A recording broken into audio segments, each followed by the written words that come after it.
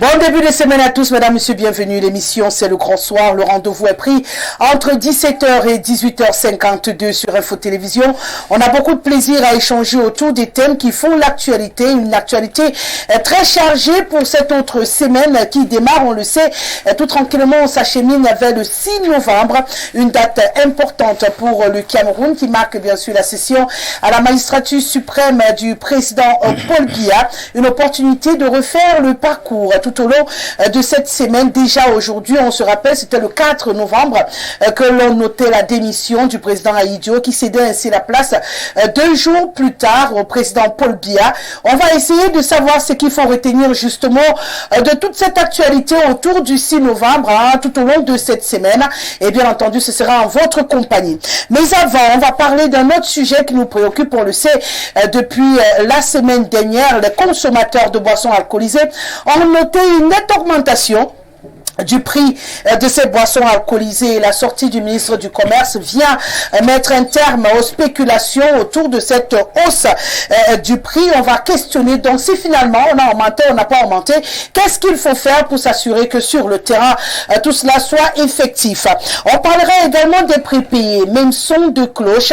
Depuis le 1er novembre, les utilisateurs de compteurs prépayés payent donc le même prix au kilowatt que les autres, que ceux qui ont des compteurs conventionnels. La nouvelle est désormais officielle aux grandes dames de la nombreuse population qui s'était déversée vers les compteurs prépayés en se disant que c'était la solution peut-être pour moins dépenser. Voilà donc la vitrine de votre émission. Installez-vous confortablement, juste le temps d'un détour. On dit bonsoir au panel qui nous accompagne. Et pour vous permettre de vous connecter, le 6 99 13 50 75 par SMS ou par WhatsApp, vous faites bien d'être en notre compagnie et de réagir tout au long de cette émission du mieux que nous pourrons, comme j'aime à le dire. Nous rendrons solennel vos réactions une fois que je l'ai dit. Bonsoir El Hadj Mariga Ibrahim, c'est un plaisir de vous accueillir encore sur ce plateau. On le rappelle pour les téléspectateurs, vous êtes un homme politique. Merci d'avoir accepté notre invitation. Bienvenue. Merci Rosalie. Le plaisir partagé. Merci pour cette autre invitation, parce que là, vraiment, c'est un plaisir de se retrouver au milieu des franchement, pour parler de notre pays. C'est un privilège aussi, parce que beaucoup comme nous voudraient n'est-ce pas être là. Mais pour une raison ou pour une autre, vous voyez, nous sommes des privilégiés. Je dis merci. Bonsoir à mes co-discutants, avec qui nous allons partager là tout à l'heure, et pensons être à la hauteur, n'est-ce pas, des thématiques que vous nous proposez. Bien entendu, je n'en doute aucunement. Amadou Aminou, le président national de la NPC, est avec nous ce soir. Bienvenue, président. Oui, bonsoir Madame Rosalie. Quand vous dites que président national de la NPC, il faut dire fondateur. Parce qu'il y a d'autres qui louent, il y a d'autres qui achètent. En ce moment, le parti est disponible pour la location. Non. Bon, si les populations de la NPC, les populations des Mesquines décident de dire que je donne ou je vends, il n'y a pas de souci, mais sinon, je suis le fondateur. Et je dis bonsoir. Donc, vous n'êtes pas président fondateur? Je suis le président fondateur, président national ANPC. D'accord. Voilà. Et je dis, en tout cas, vous avez compris qu'il ne partage ça avec personne. Voilà, donc je n'ai pas... Même s'il y a quelle négociation à faire, voilà, c'est avec lui directement. Avec moi c'est ça le message. Voilà, avec moi directement. Et je dis bonsoir à mon grand président. Comme vous avez vu avant-hier, il a reçu les Gabonais, là, les doyens là, qui partaient. Comme il pète la forme, donc je lui dis bonsoir aussi. Donc tu es un président qui a un président. Oui, président de la République, donc il est le président de tout le monde. Ok, je comprends mieux. Donc c'est le président des présidents. Voilà. Maintenant, nous on ne l'appelle pas son excellence, parce que son excellence, il y a beaucoup de gens comme ça. Maintenant, quand on dit président de la République, donc il est le seul. D'accord. On va finir par se comprendre avec cette affaire. Un peu de beaucoup de fil. Bonsoir. C'est un plaisir de vous retrouver sur ce plateau en ce début de semaine. Merci d'avoir accepté notre invitation. Bonsoir Rosalie, bonsoir à mes copanélistes, bonsoir aux téléspectateurs.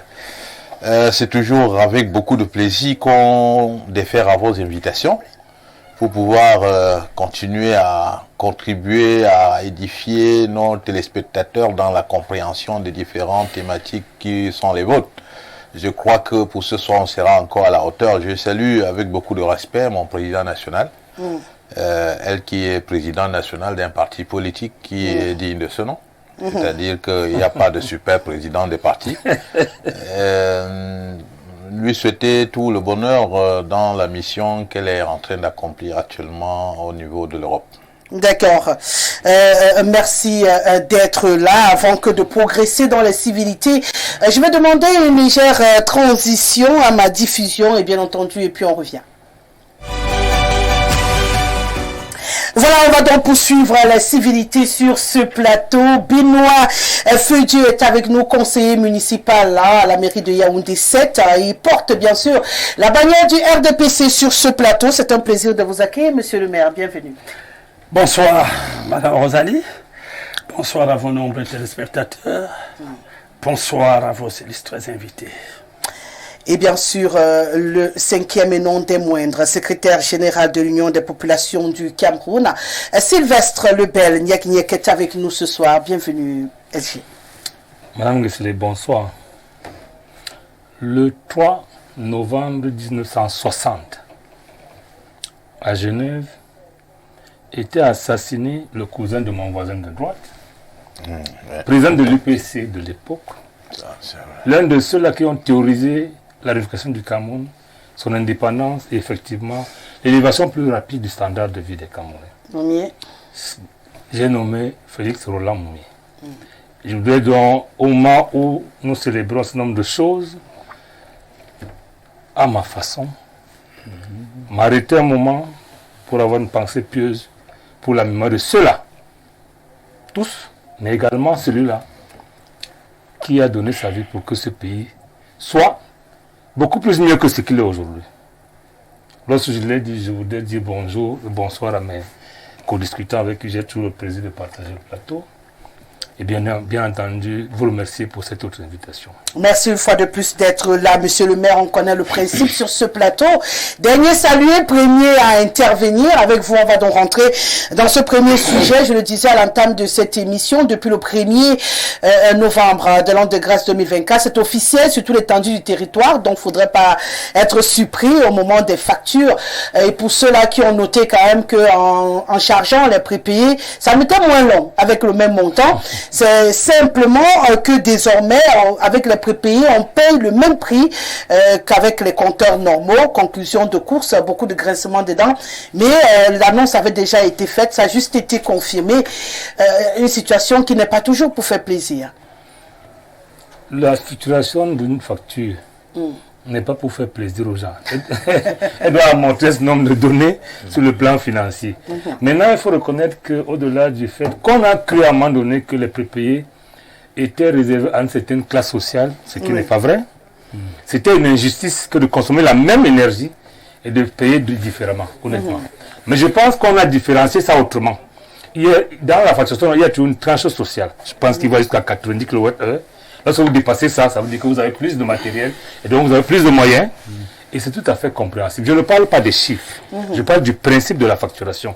Il n'est pas normal qu'on consomme la même énergie et qu'on ait deux facturations différentes. Mais par contre, au niveau du volume de consommation, ceux qui consomment plus doivent avoir un nombre de beaucoup plus d'appareils et donc de grosses maisons. Et on sous-entend que pour avoir une grosse maison et plus de matériel, il faut avoir plus de moyens. C'est à ce niveau qu'intervient donc ce que je peux dire l'équité, pour qu'on fasse payer moins à ceux qui ont moins de moyens et un peu plus à ceux qui en ont plus. Et c'est le principe de la tranche sociale et des autres tranches. Mais le souci, Sylvestre Lebel Niak, c'est que c'était ça le principe au départ.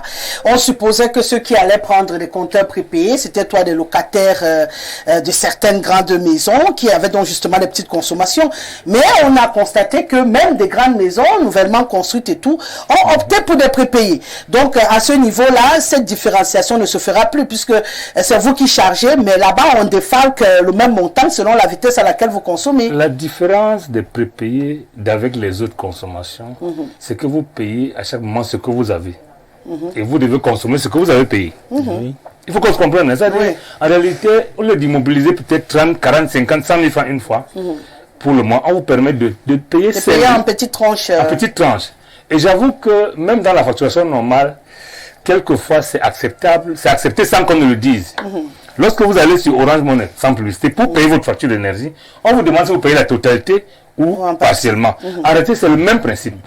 Non, il faut qu'on se le même principe. Le rôle ici n'est pas seulement de tout dénoncer pour dénoncer. Je pense qu'il faut qu'on explique à nos populations quel est le bien fondé de chaque tranche de paiement. Pour le cas des néo, les compteurs prépayés ne sont pas un problème de classe sociale. C'est un problème de choix d'immobilisation ou non. Ça veut dire que moi j'ai envie de payer chaque... C'est comme le téléphone. Il y en a qui chargent 30 000 francs mensuels, il y en a qui chargent 200 francs tous les jours, il y en a qui chargent 1500 francs semaine, ainsi de suite. C'est la même chose. Chacun devrait consommer en fonction de ses avoirs, contrairement à consommer et découvrir après qu'on ne peut pas. Donc le prépayé a l'avantage de vous discipliner. C'est-à-dire lorsque vous mettez 5 000, si vous êtes habitué, vous savez que les 5 000 là, ça me fait peut-être 10 jours, vous vous arrangez à atteindre, parce que le principe est d'économiser l'énergie. Sur le temps plus, comme ça dans un pays où, malgré tous les gros efforts qu'on a consentis pour produire l'énergie, la réalité est qu'à la fin, nous n'avons pas ce que nous mettons comme énergie. C'est pour ça qu'il faut discipliner. Dans tous les cas, si chacun peut éteindre l'ampoule en sortant de son bureau, l'ampoule en sortant de sa maison, débrancher qu'on utilise, c'est là le principe du prépayé. Mais la différence ne devrait pas se faire au niveau du coût. C'est ça le problème. Elle va se faire au niveau, je peux dire ça, la macroéconomie à ce moment-là, que ceux qui consomment plus, qui ont des gros compteurs ceux qui consomment plus doivent avoir les gros compteurs. Et par conséquent, ça veut dire qu'ils ont plus d'appareils et donc plus d'argent. Et la tranche sociale qui s'arrête, je crois, à 90 km/h, comme ça, on peut payer, ou au compteur, c'est pas moi, intelligent. Aura le même prix. C'est un peu ça. Voilà. Ce n'est que justice. Maintenant, on peut comprendre que peut-être Eneo n'est pas communiqué suffisamment.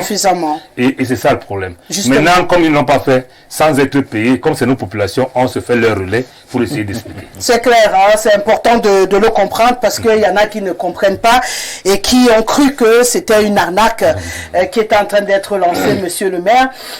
Il faudrait peut-être leur expliquer qu'au départ, peut-être c'était juste une possibilité de faire rentrer le prépayé dans les familles. Tout à fait. On a donc mis à un coût accessible pour permettre à tout le monde d'avoir déjà son compteur parce que les fils qui traversaient un peu partout dans les quartiers, ce n'était pas non plus agréable. Hein. Il faudrait que les uns et les autres apprennent qu'avoir ton compteur, c'est même bénéfique pour toi. Bon, maintenant, il faut mieux expliquer pour que les uns et les autres comprennent pourquoi désormais on dit qu'on a équilibré les tarifs. Parce que c'est là la question qui fait couler beaucoup d'encre et de salive. Et s'ils ne comprennent pas, ça peut aller en vrille pour rien. Oui, non, c'est vrai. On a tendance à croire qu'on a soit procédé aux augmentations, on a plutôt uniformisé, comme le maire venait de le dire. Parce qu'il faut dire que lorsque le prépayé est arrivé dans nos ménages, et comme, n'est-ce pas, tout instrument nouveau, on fait tout, n'est-ce pas, pour susciter le maximum d'adhésion. C'est la promotion. Oui, c'est ça, c'est ça le mot.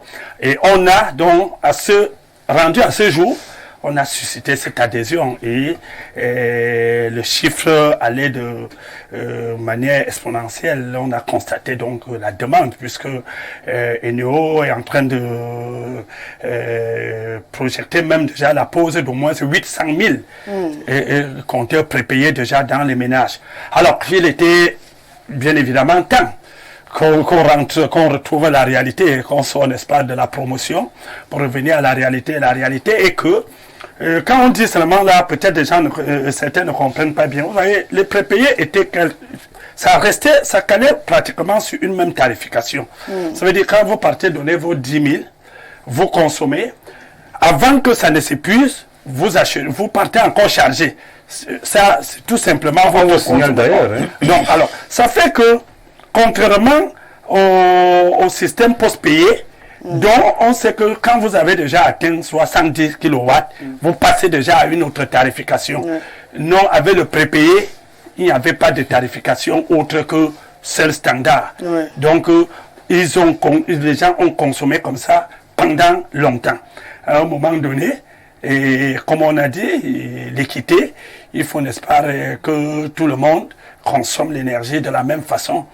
Et effectivement aussi, et pour aborder dans le même sens que lui, l'énergie est vendue ou encore, disons, donnée aux populations, pas totalement à perte. Il faut remonter un certain nombre de choses, même si l'État subventionne. Parce qu'il faut dire que l'État subventionne l'électricité pour que nous ayons à ce montant-là dans les ménages. même comme depuis un certain nombre d'années, l'État même est aussi confronté à certaines difficultés où le FMI derrière nous du coup, il lève un peu le pied aussi. Nous amène, n'est-ce pas, à diminuer, voire suspendre totalement cette subvention au risque de se voir ne plus bénéficier des différents prêts dont nous sollicitons auprès de cette institution. Et on ce qui justifie aujourd'hui il faut que chacun paye ce qu'il a consommé. Il faut que par tous les moyens, on essaie non seulement d'équilibrer en permettant également de récolter le minimum qui peut permettre, n'est-ce pas, de gérer un certain nombre de choses. Quand vous comprenez que la subvention en termes d'électricité, c'est pratiquement 300 milliards par an. Donc, ce n'est pas rien. Donc, en équilibrant, Arcel a voulu, n'est-ce pas, mettre d'abord les populations au même pied d'égalité, a voulu économiser, contribuer plus à la recherche de l'économie de l'énergie, parce qu'il a bien dit une chose. Toutes ces facturations-là, atteindre un certain nombre de kilowatts et vous voir facturer plus haut. En fait, ça peut pousser à moins consommer. Oui, je pense que j'appelle même ça généralement des sanctions pédagogiques. En fait, ça vous permet d'économiser davantage. Vous fait comprendre que l'énergie, vous ne le consommez pas comme vous voulez. On ne laisse pas les ampoules allumées partout à la maison, par plaisir. Par plaisir, parce que les populations ont ceci de particulier qu'il ne t'aime pas, il va vous dire, mais c'est mon argent. Bon, il faut qu'il comprenne donc à son niveau, il a de l'argent, mais cela impacte aussi sur la consommation générale. Et il pénalise d'autres fonctionnements aussi, même si ce n'est pas les ménages, il y a les industries qui ont besoin de plus d'énergie pour fonctionner. Il faut, n'est-ce pas, essayer de planifier ça en tenant compte. Elhadj Mariga Ibrahim, c'est vrai qu'on a un souci de gestion d'électricité entre nous, dans les ménages. Chacun se dit, moi c'est ce que je consomme. Mais on voit quand même chez les autres, qu'on aime souvent voir à travers l'écran, on fait des campagnes pour dire aux gens éteignez en sortant, consommez moins, parce qu'on impacte tous la même source. La source, elle est unique, même si la consommation est individuelle dans les ménages. Il faut donc que les uns et les autres apprennent à s'arrimer en se disant, bon, je veux rester en dessous de 90 kW. Peut-être on va tous éteindre les lumières chez nous, consommer moins, du coup on va payer moins aussi. Je pense et la subvention va également baisser. Je pense que c'est la technique qui est lancée, si je comprends bien la stratégie de cette hausse du prix au kilowatt au prépayé. Justement, vous avez dit, il y a des choses qui se font quand même dans le sens du bien. Mais vous avez parlé tout à l'heure, n'est-ce pas, de la communication qui est insuffisante.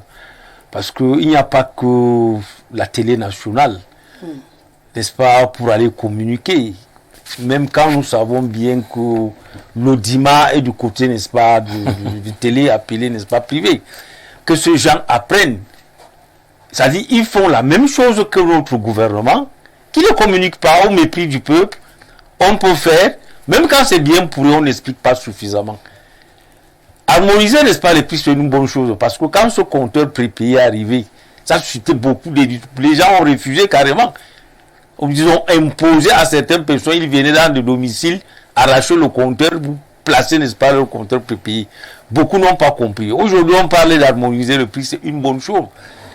Parce que malgré l'investissement fait par l'État, que nous voyons, la lumière est insuffisante. Et si, dans notre inconscience, dans des domiciles, quelqu'un laisse pratiquement tous les ampoules allumées, donc vous comprenez à base, n'est-ce pas, de ce qu'ils ont dit les autres. Et c'est vrai, une sensibilisation qui peut permettre à chacun de savoir économiser. Comme l'eau, c'est la même chose. Quelqu'un ouvre le robinet pour se brosser une dent, il va utiliser au moins 5 litres d'eau. Il se brosse en laissant l'eau couler. C'est comme ça la lumière. Quand tu es assis au salon, tu arrêtes. En arrêtant une ampoule, c'est que tu as aidé, n'est-ce pas, à capacité d'autres. Exactement. Donc, c'est une bonne chose, mais nous parlons toujours de la communication. Il faut apprendre dans ce pays à communiquer. Parce que tout ce que vous faites, on lance de grosses campagnes. Qui apprennent le savoir-vivre, le savoir-faire aux citoyens. Tout ça, c'est des choses que telles nouvelles ne soient pas mal acceptées. Si nous admirons les Européens, ça va dans tous les sens aussi, il faut comprendre. Pas d'information, mauvaise réaction aussi. C'est normal. Si nous admirons, n'est-ce pas, les Européens aujourd'hui, c'est parce qu'ils ont traversé toutes ces étapes-là, du désordre. mais avec la communication, la sensibilisation, le respect du peuple. Parce que vous n'allez pas faire quelque chose sans moi. Même si c'est pour mon bien. Expliquez-moi le bienfait. Donc c'est ça le problème. Parce qu'il semble que les régulateurs, c'est depuis pratiquement 2012 qu'ils ont voulu lancer ça. Voilà. Et aujourd'hui, ils arrivent aujourd'hui, balancent un truc. Qui est sincèrement, d'après l'explication de tout le monde, c'est quelque chose de bien. Apprendre, n'est-ce pas, à chacun de pouvoir économiser et utiliser ce que tu paies. Là. Si tu as beaucoup d'appareils à la maison, tu sais comment utiliser pour ne pas, pour la fin du mois. Parce qu'avec l'autre compteur, le nom PPE, là, ils ont un nom là qu'ils appellent ça, où tu te retrouves avec une facture de 200 000, 180, 90 000 francs. Parce que tu attends seulement à la fin. Voilà. Mais là, le prépayé, c'est quelque chose, d'après n'est-ce pas, ta capacité, de ton porte-monnaie, tu peux aller, tu payes. Et ça doit te pousser automatiquement à pouvoir contrôler la consommation. Donc c'est une bonne chose aussi pour le pays, pouvoir économiser. Mais ce que nous disons aussi, je parle de chez moi là tout à l'heure, je vous assure, heureusement que j'avais quelque chose que je portais depuis 2 jours. Quand vous voyez la cravate n'est pas repassée. Depuis ce matin, il n'y a pas la lumière. Donc que ce genre-là sache aussi, c'est une sincèrement. À nous fournir cette lumière, nous allons payer, mais qu'ils nous fournissent la lumière. Et les conséquences aussi, ils nous détruisent les appareils à la maison. Ouais. On est d'accord? Ouais. Nous n'avons pas où se plaindre. Mais nous sommes dans quel pays ça? Donc, monsieur Feu doit, n'est-ce pas, faire quand même. Hein?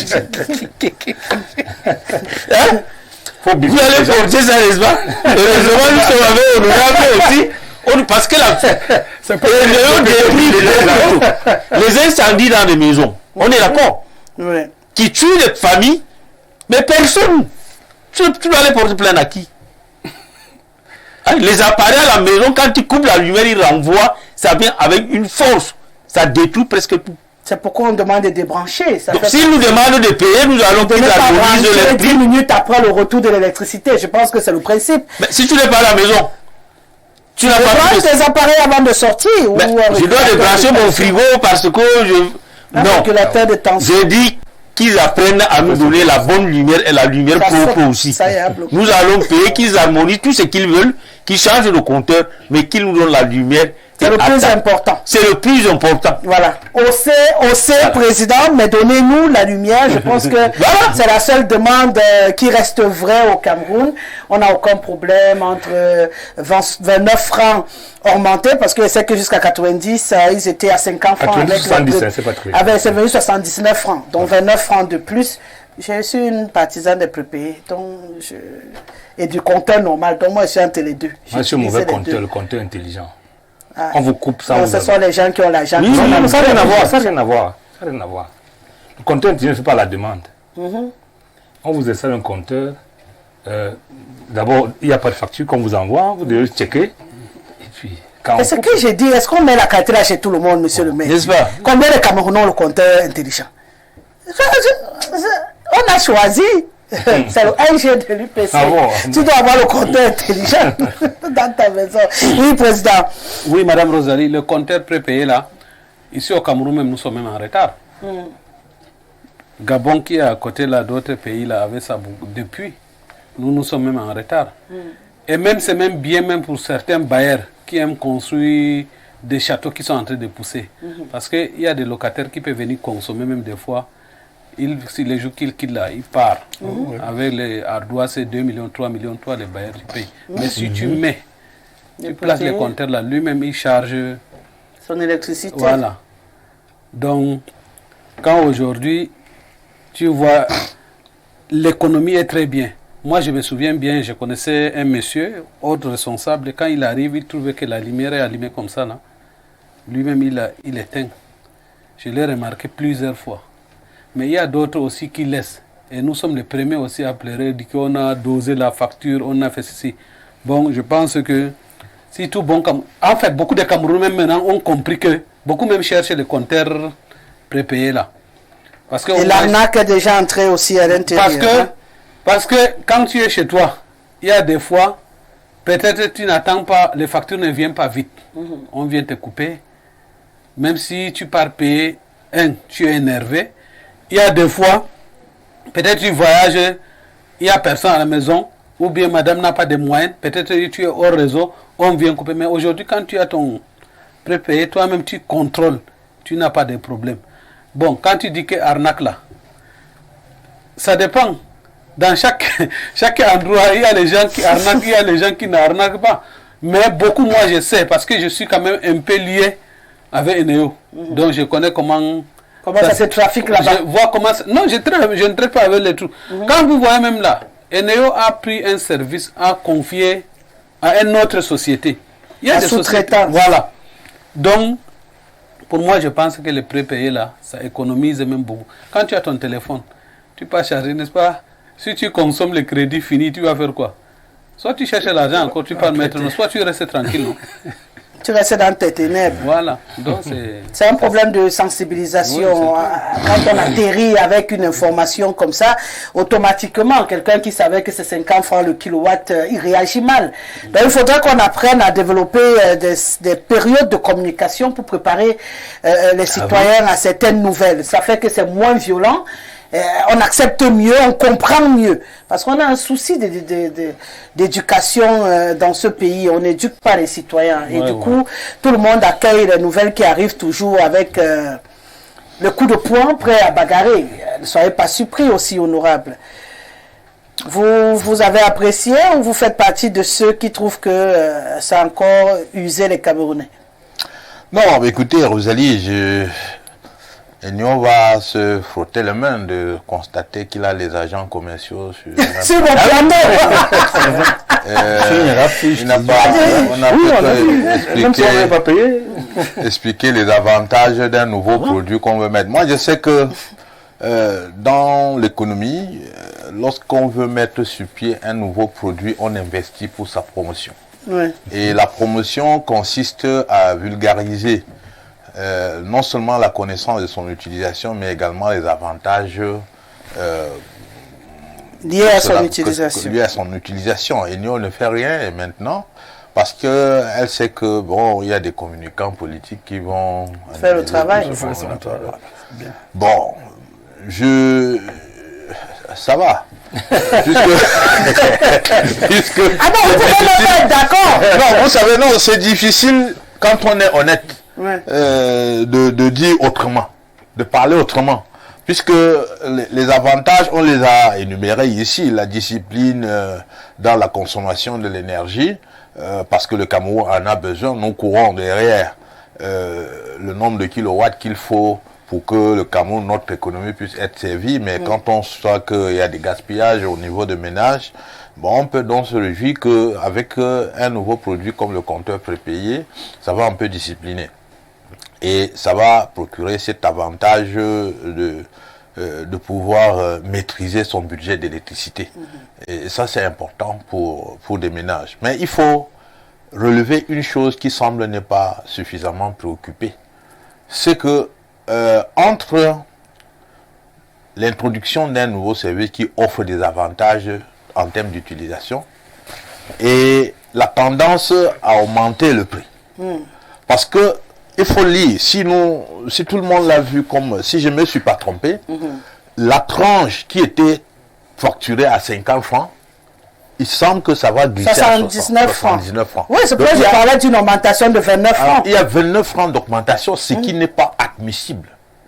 Parce que rien alors ne doit justifier qu'on parte encore à asphyxier ces ménages aujourd'hui poussés à l'extrême pauvreté parce que l'Union va passer au compteur prépayé. Monsieur Faisait a parlé d'une obligation de réduire la subvention. Pour moi, ça ne tient pas debout. Vous savez, il y a un pays ici en Afrique qui offrait même l'énergie, l'eau, la scolarité gratuite aux citoyens, ça ne l'a pas dérangé. La Libye le faisait. Alors, qu'on nous dise qu'aujourd'hui, nous sommes un pays où le FMI va venir nous dicter tout, et on consomme tout ce que le FMI demande comme du bon pain avec le lait, moi, je ne suis pas d'accord avec ça. Il faut que le gouvernement comprenne que la subvention de l'énergie est le seul moyen aujourd'hui qui permet d'atteindre toute la population camerounaise à travers cette facilitation de l'État. Rien ne doit justifier ça. on doit maintenir cette subvention et moi je crois qu'on devrait même aller à l'augmentation de la subvention pour faire baisser le coût du kilowatt. À quoi ça sert de nous dire que bon, on a mobilisé beaucoup d'argent pour construire des barrages, des projets structurants pour augmenter la capacité de produire l'électricité, mais en économie, lorsque la quantité est nombreuse, le prix va baisser.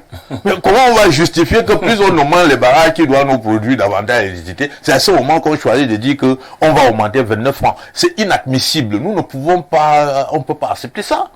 Le FMI n'est pas là pour venir dicter tout et qu'on consomme. Je ne sais pas, s'agissant même du FMI. Qu'on nous montre l'exemple d'un pays qui s'est développé sur la base des conseils et de l'assistance technique du FMI. Je n'en vois pas. Donc, choisir délibérément d'abandonner la souveraineté de son pays entre les mains des gens qui viennent de l'extérieur et qui nous connaissons comment les institutions de Bretton Woods ont été mises sur pied par qui et pourquoi. Et on pense aujourd'hui que c'est eux qui doivent nous permettre de nous développer. Le développement d'un pays n'a aucun sens si ça ne vise l'amélioration des conditions de vie des citoyens. Et si on se dit qu'on va réduire la subvention pour se faire davantage, à quoi ça servira d'économiser dans la trésorerie de l'État si on asphyxie davantage le peuple? Donc pour moi, compteur prépayé c'est bon, mais l'augmentation de prix non. D'accord. Nous devons être capables de dire tous non à cela. D'accord. Bonsoir, je me nomme. C'était un tout seulement. Je voulais Oui, faire une précision. Vraiment, s'il vous plaît, Madame Guesselet. Non, une précision, c'est quoi? Sur le principe de subvention. Mais chacun a ça. Si vous permettez 2 minutes juste. Non, une seule. Merci beaucoup. Je voulais dire qu'en réalité, je vous avais au départ que lorsqu'on structure le coût d'une matière, d'un produit, il ne s'agit pas de faire plaisir.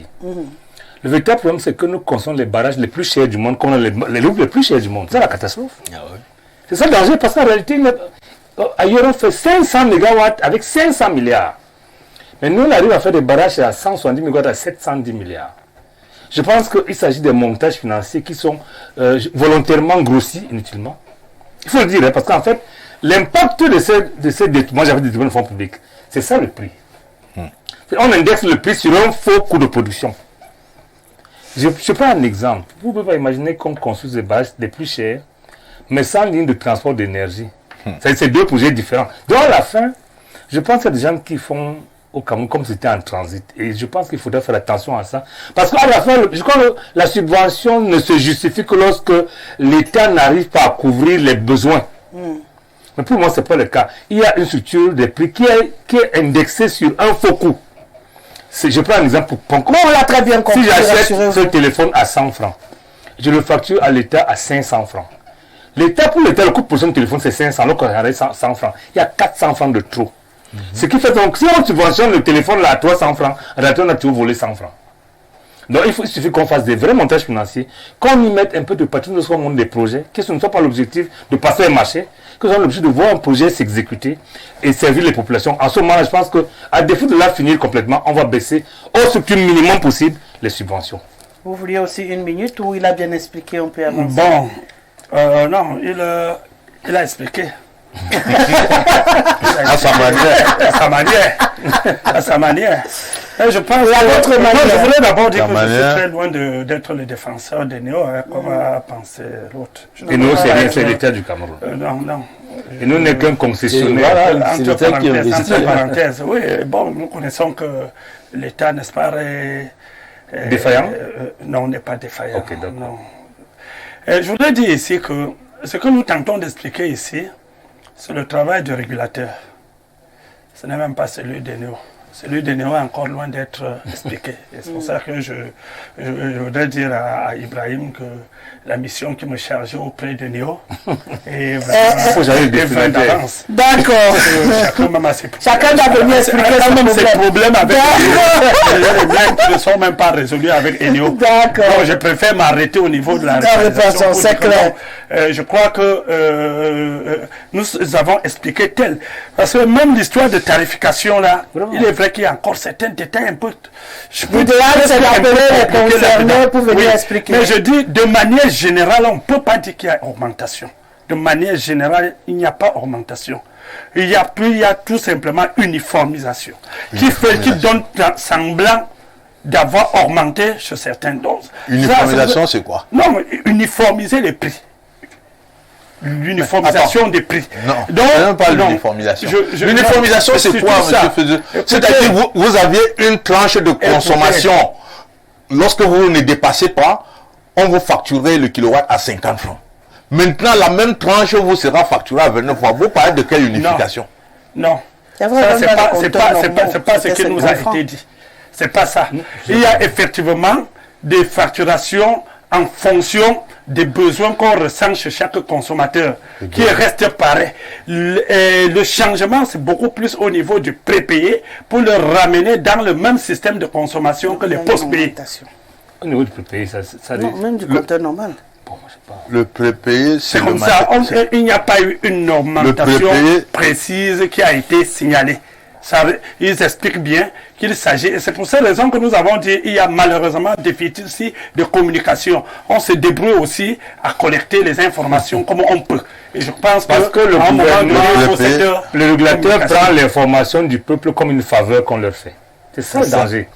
C'est un devoir. Le régulateur dont vous parlez, à raison d'ailleurs, ne peut pas estimer que s'ils veulent, ils communiquent, s'ils ne veulent pas, ils laissent. Sinon, ils ne servent à rien. Parce que l'électricité est comme l'eau.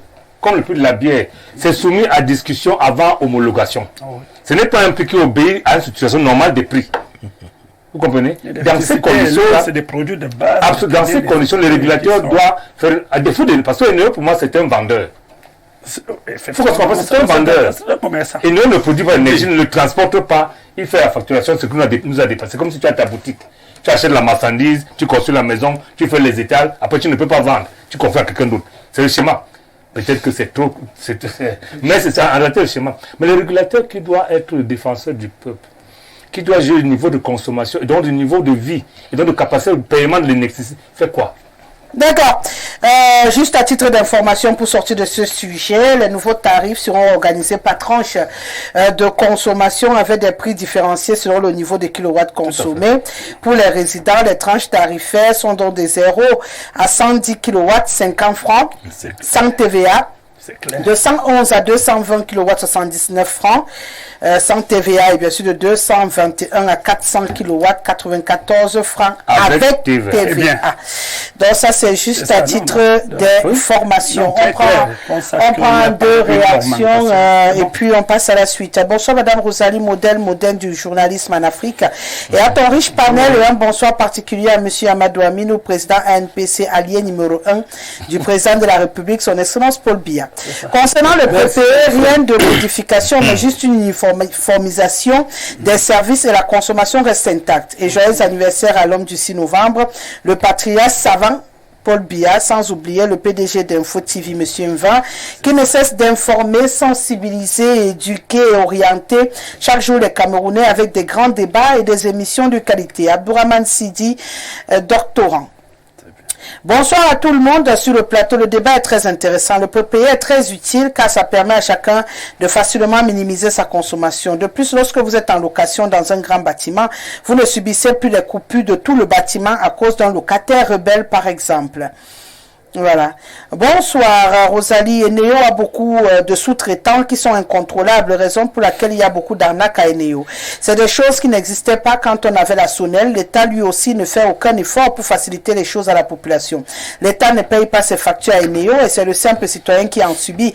Il ne faut pas écouter les explications du communicant du RDPC. C'est Jules qui nous met en garde. Hein. Il demande de boucher nos oreilles. Bonsoir Rosalie, moi je suis victime de cette hausse. On nous fait comprendre que nous quittons de 150 kW à 50 francs à 110 kW à 50 francs. Le premier du mois, je charge 3500, espérant recevoir 70 kW. Chose curieuse, je reçois 44,3 kW. Quand j'essaie de faire le calcul, je me retrouve sur la tranche de 79 francs par kilowatt. Alors que cette tranche, c'est à partir de 112 kW de consommation. Qu'est-ce que Eneo nous montre? Veut-il pousser les Camerounais à la rébellion ou au trafic de leur énergie? Voici la preuve. C'est Peggy de Punkololuna qui a donc filmé. Ma consommation mensuelle est dans l'intervalle de 10 000 à 12 500 par mois. Est-ce que je suis un gros consommateur? Le monsieur du RDPC la raconte quoi? Voilà la preuve, le prépayé est devenu cher et c'est une vérité. Bon, là, quand vous m'envoyez les documents de requête auprès de Néo, je ne sais pas comment je vais les lire ici en direct. Je crois que je dois simplement comprendre qu'il y a beaucoup de colère. Hein. Bonsoir Rosalie, s'il te plaît, il faut dire à l'honorable Koupita Damou que j'aime bien que ce n'est pas à la télé qui doit venir dire non à la hausse du prix du kilowatt là. C'est pour ça que nous l'avons élu. Qu'il aille défendre nos intérêts à l'Assemblée, qui demande à Néo d'arrêter ça. Donald Nkol Messeigne. Bonsoir, je vous prouve ici que le ministre est au courant de l'emploi. Je pense qu'on arrive à ce sujet. Hein. Je vois Sylvain Barman depuis Douala qui a déjà commencé à m'envoyer des documents avant même le sujet. Bonsoir Rosalie, à tout le panel et des millions de téléspectateurs. Nous vous avons toujours compris dans vos questionnements, mais le Cameroun reste le 237. Les explications des uns et des autres avaient beaucoup à nous apprendre. C'est quand même curieux de voir les clients qui font l'avance des néo prépayés et ceux qui consomment après avoir payé. Quel est l'avantage de ceux qui font des avances à Eneo? 1000 clients qui chargent 5 000 au cours d'une journée, cela fait une avance de 5 millions. Jolie Minko depuis 100 Mélima, donc ils doivent avoir un avantage sur les autres. Bonsoir Rosalie Gessele. Qu'est-ce que Feu Dieu connaît de la subvention d'électricité? Le Cameroun contracte des prêts à l'international pour construire des barrages dans l'optique d'augmenter l'offre énergétique. Le mauvais montage du projet fait que les barrages ne sont pas achevés et l'échéancier de remboursement est enclenché alors que le retour sur l'investissement n'a pas commencé. Monsieur Fedieu, voilà pourquoi le FMI est dans vos murs, à cause de vos mauvaises programmations. C'est Monsieur Zigli. Honorable coup de pied, l'attitude de Néo qui ne fait pas la publicité du nouveau produit se justifie par la position de monopole de cette société. La politique sociale prônée par le gouvernement pour les petits ménages est reléguée au calendrier grec. C'est la suite de la communication des Zigli. Bonsoir madame et à ton riche panel. Je suis de ceux qui pensent que Néo doit s'inspirer de votre beauté pour résoudre les intempéries d'électricité en amont. Pour recharger même ces prépayés, je vous assure, il n'y a pas de réseau. Par ricochet, nos courses pourrissent dans nos frigidaires. Bonne émission à vous. Et Loué qui nous écrit depuis Ezika. Bonsoir la Rose Star. Harmoniser le prix du kilowatt est une chose, mais le coût du kilowatt, à mon avis, est toujours élevé par rapport au niveau de vie du Camerounais. Tout le mètre cube d'eau, raison des tripatouillages. Jean-Paul depuis Yaoundé qui dit qu'on vole l'électricité parce que c'est cher. Bonsoir, je suis avec l'intérêt des déclarations des intervenants. Je suis à Douala. J'ai payé en début du mois 50 francs le kilowatt. Dès que j'ai dépassé la tranche sociale, je paye 73 francs et 94 francs que je paye maintenant, soit une augmentation de 44 francs. Quitte la zone sociale où tu es en économisant l'électricité, tu verras que ça va aller. C'est ce qu'on est en train de te dire. Bonsoir, je suis connecté sur votre émission et je viens de suivre M. Benoît. Il dit qu'avec le compteur prépayé, avant il n'y avait pas de tarification. J'ai dit, non, il ne l'a pas dit. Il n'a pas dit qu'il n'y avait pas de tarification, s'il vous plaît. Ne prêtez pas des mots à mes invités. Salut, Marosa, que Pambarga rappelle le chef de Néo de l'absence du courant électrique. C'est Tommy depuis Youpoué. Donc c'est lui qui est devenu votre déclencheur des revendications. Laissez le père. Bonsoir. Je me nomme Lemva depuis Vangan. Je vous remercie pour cette émission. Tata Rosalie, s'il te plaît, demandez au boss d'Odia de faire dans l'économie d'électricité, comme vous dites là. Bonsoir madame. Ce soir, vos panélistes... Oui, c'est ce que j'ai dit, de 0 à 110 kW, 50 francs, de 101 à 200, machin, 79 francs. Ben c'est clair, c'est la même chose qu'on est en train de dire, je viens de lire à la fin, non? Personne n'a dit le contraire. Bonsoir Rosalie, désolé, mais 2025 c'est demain. Achille de Fumbot. Bonsoir Rosalie, moi je suis à Ekounou, le bailleur nous impose à payer le kilowatt à 125 et il refuse que nous ayons nos compteurs prépayés. Ça ouais, c'est un autre débat. Hein. Je pense que c'est ce que j'allais dire. Si vous voulez rester chez lui, vous fonctionnez comme il fonctionne. Si vous ne voulez pas aller louer là où vous allez trouver le compteur prépayé, c'est un choix aussi. Hein. On ne va pas faire le débat sur les bailleurs dans leur maison. C'est le business, c'est eux qui ont ouvert le business. Il est dans sa maison, il paye son son électricité. Si vous trouvez que son fonctionnement ne vous sied pas, vous déménagez. Et vous partez louer là où le fonctionnement vous sied. On ne peut pas imposer à un bailleur de fonctionner comme les locataires veulent. C'est faux. Celui qui ne se sent pas à l'aise, il part. Il y a beaucoup de maisons à louer dans le Cameroun. Donc ne me demandez pas de dire au bailleur là que c'est obligé pour lui de mettre les prépayés chez lui. Il y en a qui sont allergiques au prépayé. On ne va pas y obliger aussi. Allez, on va poursuivre cette émission en parlant des boissons alcoolisées. Peut-être c'est la vraie qui fabrique son WC. Toi, tu veux venir dire que arrête de faire comme ça, comment? Maintenant qu'on a même augmenté à 79 francs là. Maintenant, s'il calcule à 125, il va calculer à 150. Ah non, il faut leur expliquer, hein, parce que comme lui, vous êtes nombreux, il paye, il reçoit globalement toutes vos consommations. Ça veut dire qu'au niveau du compteur, ça le met dans un grade qui n'est pas le vôtre. Donc, il calcule en tenant compte du grade où il est situé. Donc, s'il est situé à 94 francs, le kilowatt, quand vous tous vous avez fini de consommer, c'est là-bas que lui va prendre l'indice pour vous calculer votre consommation, malheureusement. Donc c'est ça la réalité, il ne faut pas mal comprendre, parce qu'il y a des gens qui croient que c'est un film. Non, c'est que quand vous êtes nombreux, quand vous consommez, ça se rassemble dans le même compteur. Et du coup, ça vous classe. Alors que si tu étais seul, tu pouvais être classé dans les 50 francs. Mais quand vous êtes ensemble et lui il regarde le final, il se rend compte qu'il a 79 francs ou à 94 francs. Tu veux qu'il va venir te préciser qu'entretien compteur, machin, TVA qu'on ajoute. Non, il arrondit seulement le montant de calcul et le reste c'est lui qui comprend et c'est lui qui gère. Donc c'est pas vous braquer au téléspectateur qui a dit qu'il payait à un montant et puis ce mois il a vu le montant changer, aller à la hausse.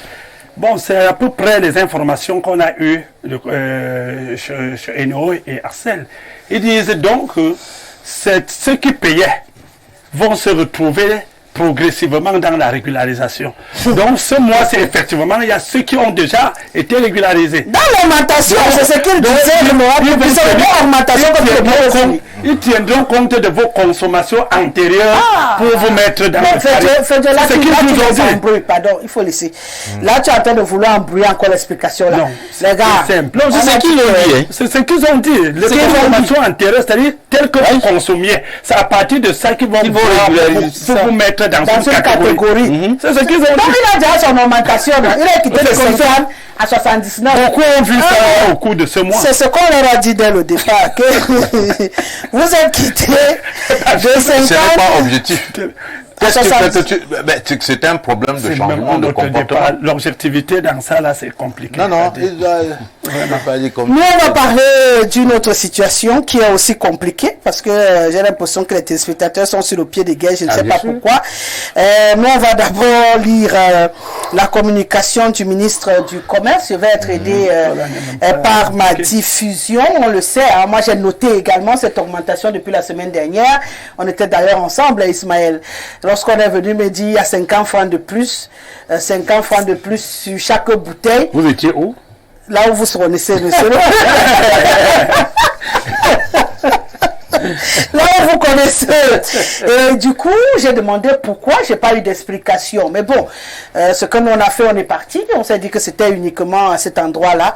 Mais également, j'ai constaté la même chose hier, non, samedi, au niveau du marché Mendon, où en l'espace de quelques minutes, on a l'impression que la livraison qui est arrivée par la suite a été livrée un peu plus cher. A dit, vous avez acheté une bouteille là, 30 minutes après, on vous dit non, apparemment ça s'est augmenté. Et j'ai reçu encore un autre monsieur, un barman, qui lui, il était en train de péter un câble devant les livreurs en disant que mais vous n'avez pas prévenu, et là vous atterrissez avec un montant, moi je sais que c'est 100 000 mon achat. Et là, vous me demandez 120 000, c'est un gap énorme. Et du coup, ça allait dans tous les sens. Donc, c'est pour dire que depuis la semaine dernière, il y en a qui ont pris la poudre qui ont pris le volant et qui ont augmenté les prix des boissons. Alors, le ministre du Commerce a fait une sortie par rapport à cela que je vais rendre officiel dès ce moment. C'est un communiqué de presse signé donc de Luc Magloire-Mbarga à Tangana, le ministre du Commerce, qui dit: le ministre du Commerce, M. Luc Magloire-Mbarga à Tangana, a l'honneur d'informer la communauté des consommateurs qu'à l'issue d'une relecture des conventions qui relèvent de l'accord des parties liant certaines sociétés brassicoles à leur circuit de distribution, les exploitants de débits de boissons ont cru devoir, en violation flagrante des tests applicables en la matière, procéder à une augmentation illégale du prix de la bière et des boissons hygiéniques. Le ministre du Commerce tient à rappeler à cet effet que la bière et les boissons hygiéniques figurent bel et bien sur la liste des produits soumis à la procédure d'homologation préalable des prix par son administration et peuvent éventuellement, à défaut, faire l'objet de négociations par le mécanisme des prix concertés. La récente initiative des exploitants des débits de boissons, qui s'est traduite par une augmentation unilatérale du prix de la bière et des boissons hygiéniques et qui ne correspond pas à ces deux cas de figure, est par conséquent nulle et de nul effet. En d'autres termes, le prix de la bière et des boissons hygiéniques reste inchangé et tout contrevenant s'expose à la rigueur de la loi. Les équipes de contrôle sont d'ores et déjà déployées sur le terrain en vue de la défense et de la préservation des intérêts légitimes des consommateurs.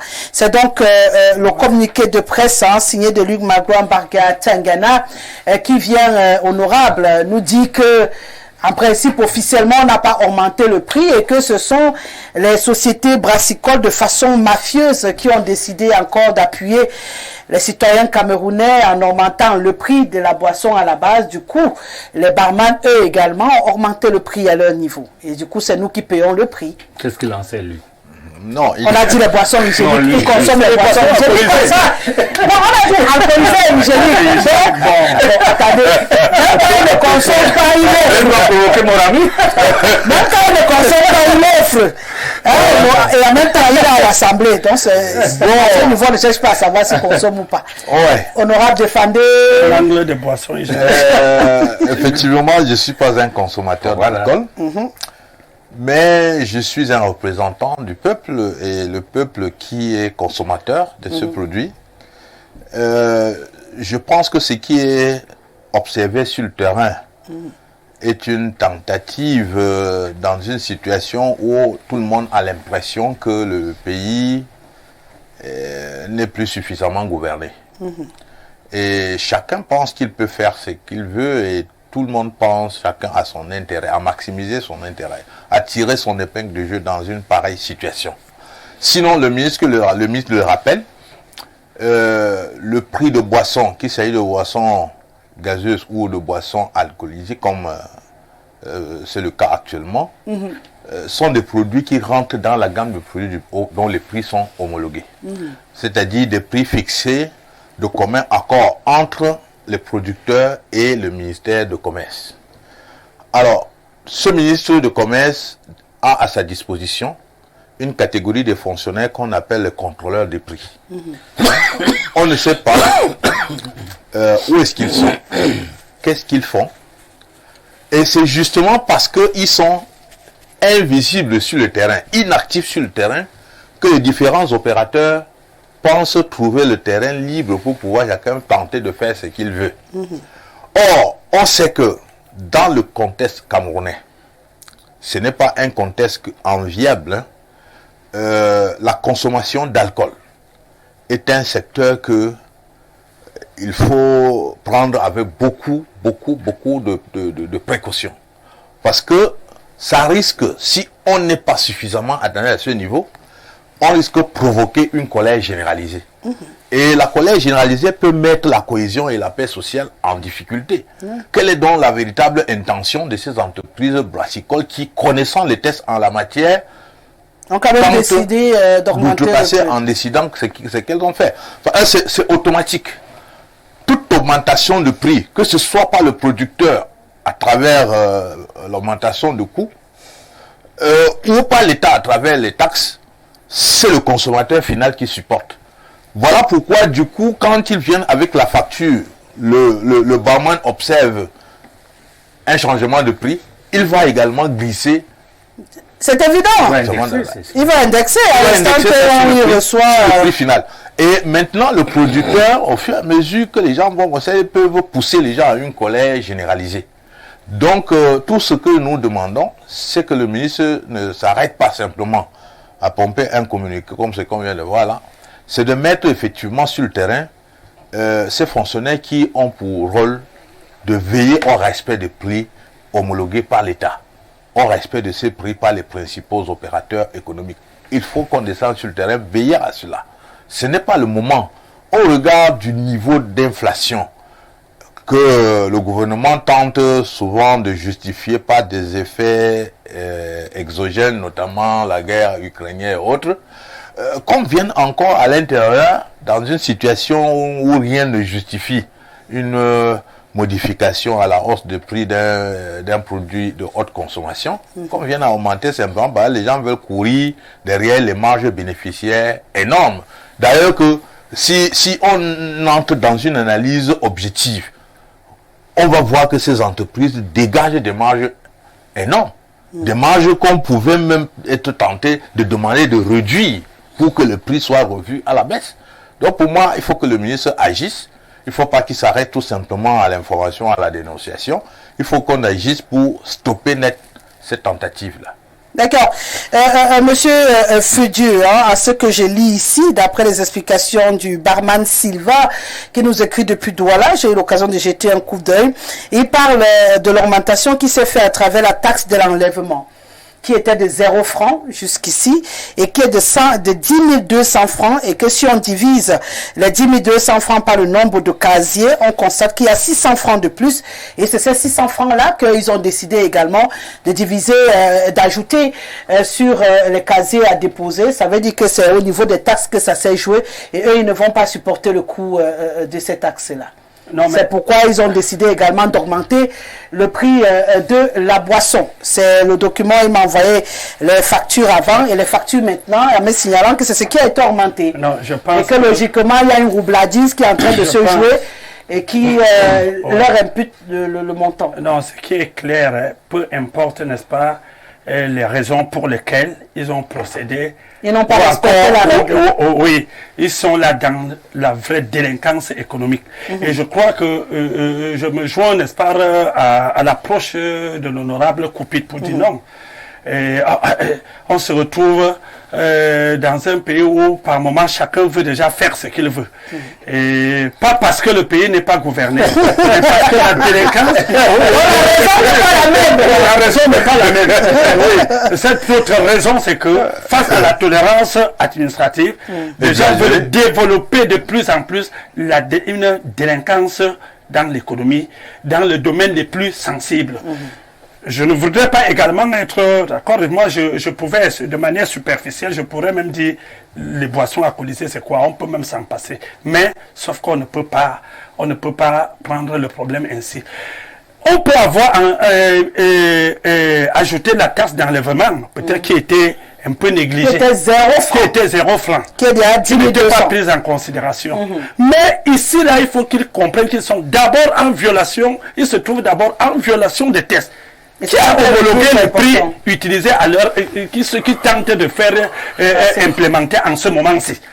Est-ce qu'il y a deux États où ils ont un autre État dans lequel ils essaient eux-mêmes de faire l'analyse globale des charges? Ils se font justice en fait. Non, c'est pas possible. Si vous jugez que quelque chose a bougé, allez en face de ceux qui discutent avec vous. Je crois que même la loi est assez claire. Au-delà de l'homologation qui est automatique, il y a des possibilités, n'est-ce pas, de concertation pour pouvoir arriver à une revue de prix. Ça passe par la concertation et ça finit par l'homologation. Donc, quand on n'a pas respecté cela, et moi je le disais un temps, parce que la dernière augmentation, on a aussi commencé un peu par cette ruse pour arriver finalement à une augmentation. Alors je crois que il est temps que ce soit à tort ou à raison que le département chargé, comme nous le disons, le ministre de Commerce, essaie d'aller frapper à la base, là où ça vient. Parce que le simple barman, moi je ne regarde même pas le barman qui est lui le détaillant, qui ne reçoit tout simplement, il tente de faire ce qu'il peut faire. Mais ceux qui produisent, ceux qui assurent la distribution, si à ce niveau-là, ils veulent créer leur loi. Je crois qu'il faudrait d'abord qu'ils créent leur pays avant d'appliquer leur loi. Pour le moment, on est encore le Cameroun. Et au Cameroun, on n'a pas augmenté le prix des boissons alcoolisées et hygiéniques. Nous restons encore là. D'accord. Il faudrait donc que le ministre mette les moyens, franchement, sur le terrain, parce que c'est l'applicabilité de ce communiqué qui nous intéresse, nous les consommateurs. Parce que moi, je le dis, je me positionne parmi les consommateurs.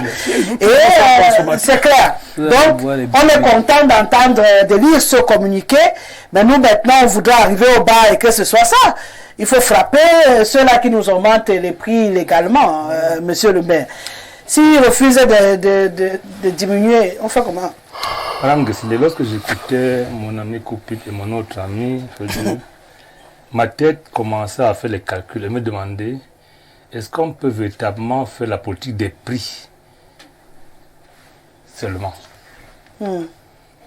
Je rappelle que chaque fois que vous augmentez le prix d'une source d'énergie, ça impacte sur les autres prix. Nous n'avons rien fait. Lorsque le président de la République a demandé qu'on réfléchisse par rapport à la baisse de la subvention sur les carburants, tout ce que le gouvernement a trouvé de faire, c'était l'augmentation du prix du carburant. Il y a bien des mécanismes qui permettaient à l'époque de maintenir le même niveau de carburant. Si vous augmentez le carburant, la prix va augmenter. Vous ne pouvez rien. Où on va fermer? Parce qu'à la fin, si le ministre fait ce qu'il doit le faire là, ça va fermer. Et c'est en fermant que ça va créer plus de problèmes. Parce que lorsque les gens boivent même cher, quand tu peux fâcher au bar, du moment à la deuxième. Ils ne cassent pas le bar. Mais lorsque ça va fermer, vous allez voir ce que... Parce qu'en réalité, sur le plan purement de la structure des prix et de l'économie, le ministre n'a pas raison. Je rappelle que ne confondez pas les producteurs aux distributeurs, aux détaillants et autres. Non. La chaîne des ventes au niveau des boissons est différente et ça évolue depuis très longtemps. Les sociétés brassicoles ne distribuent plus la bière. Lorsque les brasseries fabriquent la bière, ils laissent. Les distributeurs viennent prendre. Il y a des grossistes, il y a des semi-grossistes, ainsi de suite. C'est comme une chaîne. Et à la réalité, si vous faites un calcul, moi j'ai pris le temps d'observer les petits barman du quartier gagnent 300 francs par casier de 12. Divisez 300 par 12. Dites-moi ce que vous trouvez. C'est moins de 30 francs lorsque vous vendez la bière. C'est pour arriver où? Ils ne gagnent rien. Pratiquement rien. Ils sont des employés de brasserie. Et là maintenant, je reviens au sein du modèle économique parce que M. Faisait faire comme si on n'est pas dans le modèle qu'ils ont fabriqué. Nous sommes dans le modèle libéral qu'ils ont fabriqué. Dans le modèle libéral, les prix sont une fonction du coût de production, du bénéfice des autres intrants. C'est le principe. Lorsque monsieur doit porter la bière des brasseries pour amener dans son dépôt, il a pris le carburant, c'est pas moi, 600 francs, aujourd'hui c'est 840 francs. Les 240 de plus ou les 100 francs même, il met ça où? Il indexe ça où? Non, j'ai fini. Okay. Maintenant, un gouvernement normal doit pouvoir anticiper. C'est pas de mettre autour d'une table les producteurs et le gouvernement, ça ne suffit pas. Il faut également, à la fois, les producteurs, les distributeurs, les grossistes et les détaillants. Parce que sinon, vous ne mesurez pas l'impact que ça a sur tout le monde. Madame Gessé, je prends un cas. Lorsque vous êtes à l'impôt libératoire, vous payez 12 500 fois 4 mois par an. Ça fait 50 000 francs. Diviser 50 000 francs par moins de 10 francs que les gens gagnent à la bière, ils font comment pour payer? Donc il ne s'agit pas de prendre seulement par la queue ou la tête, non. Il faut réfléchir. C'est pour ça qu'on dit, il faut s'arrêter pour réfléchir à ça. Parce qu'en fait, l'analyse là ne tient pas. Je suis désolé, moi je fais une analyse qui est scientifique. Je suis désolé. Non. Je ne dis pas que c'est mon avis, je fais l'analyse. Mais dans les séances, il faut utiliser toutes les formules qui sont accessibles. Je vous ai écouté. Que ce n'est pas accessible. Je vous dis que lorsqu'on augmente le prix du carburant, hein, bon, je parle de vous. Avant, pour venir à Info TV, il y a les faits. Non, attendez, vous mettez le carburant pour venir ici. Oui. Aujourd'hui, vous mettez un peu plus. Donc vous dépensez un peu plus, n'est-ce pas? C'est ça la réalité. Oui. C'est la même chose pour les distributeurs qui voient le taux de prix du carburant augmenter et donc les coûts chez eux augmentent aussi. Maintenant, il y a une façon de baisser ces coûts. C'est que l'État renonce à ce nombre de taxes. Si nous voulons mettre les prix au même niveau, il faut pouvoir, je peux dire, comment on dit ça, l'élément absorbant, qu'on absorbe le surcoût au niveau des distributeurs et des vendeurs. C'est eux, l'État a absorbé ça en renonçant à certaines taxes. Mais si vous voulez taxer tout, taxe à l'enlèvement, taxe de machin, et que les prix vont se maintenir comment? Donc, moi j'ai dit, il faut faire très attention. Vouloir faire le procès aux fabricants de billets, de vouloir déstabiliser, c'est le terme qu'ils aiment utiliser, c'est un faux, parce qu'en réalité, l'alcool est un instrument de gouvernance publique au Cameroun. D'accord. C'est pour ça que je vous dis, mais je finis par là, Mme Guesseli. Le premier parti politique, le Cameroun a été créé en 48, au même moment que les brasseries. Non, c'est vrai. Regardez, les brasseries ont été créées en 48. C'est pas pour rien. Donc, en réalité, l'alcool est un instrument de gouvernance. C'est pour ça qu'on va tout faire. Hein. Le ministre dit, on va tout faire pour que les prix soient maintenus. L'objectif étant que les gens boivent plus. Mais moi, j'ai dit dans un pays... non, c'est ça l'objectif. Dans un pays normal, je pense que ce qui arrive à devenir pour ça, analyser mieux. Est-ce qu'on peut dire que la jeunesse du Cameroun est alcoolique et continue à vendre la bière moins chère? Est-ce qu'on peut dire que les jeunes boivent trop? Parce qu'en réalité, Mme Guesseli, est-ce qu'on a augmenté le prix de Kitoko? Je vais finir par là. En réalité, c'est comme c'est la bière. On doit même être banni. Par qui? Par nous? Parce que le danger là-dedans, c'est qu'aujourd'hui, on a tellement démocratisé la vente d'alcool frélaté que la bière, en réalité, a des concurrents terribles. Parce que lorsqu'on vient au bar pour boire, parce que la bière, c'est pour se désaltérer. Le Kitoko ne désaltère pas. Mais on a abandonné le peuple. Dans le whisky en sachet, il y en a même à 50 francs aujourd'hui. Tombeau. Donc le véritable problème est ailleurs. Il faut que ce pays, qu'on s'arrête pour dire de quel pays avons-nous besoin? Est-ce qu'un pays d'alcooliques qui peut voter parce que, comme il dit, il est président de parti, ils sont partis aussi à notre président? Est-ce que si c'est ça qu'on attend, tant mieux. Mais c'est une jeunesse. D'une jeunesse active, d'une jeunesse qui doit être le fer de l'art de la nation. Je pense qu'il faut tout faire pour que le niveau de consommation d'alcool, des alcools et des drogues puisse quand même baisser. Mais j'ai bien peur. Ça doit passer par l'augmentation. Vous êtes pour l'augmentation? Non. Je suis pour la régulation. Ça veut dire pour la régulation. Et la régulation doit anticiper. C'est pas lorsque les gens ont déjà subi. Parce que sur le plan économique, si cette facturation que vous citez là se passe pendant 1 an, ce monsieur va fermer. Et s'il va au prix à la perte, il va fermer. Vous allez réguler quoi après? Donc c'est le moment maintenant. Prenez ça comme une information. Que monsieur vous donne la preuve que hier il achetait à temps. Aujourd'hui il achetait à temps, c'est une réalité. Il y a 20 000 francs de plus sur 100 000 francs. Ça fait quand même 25%.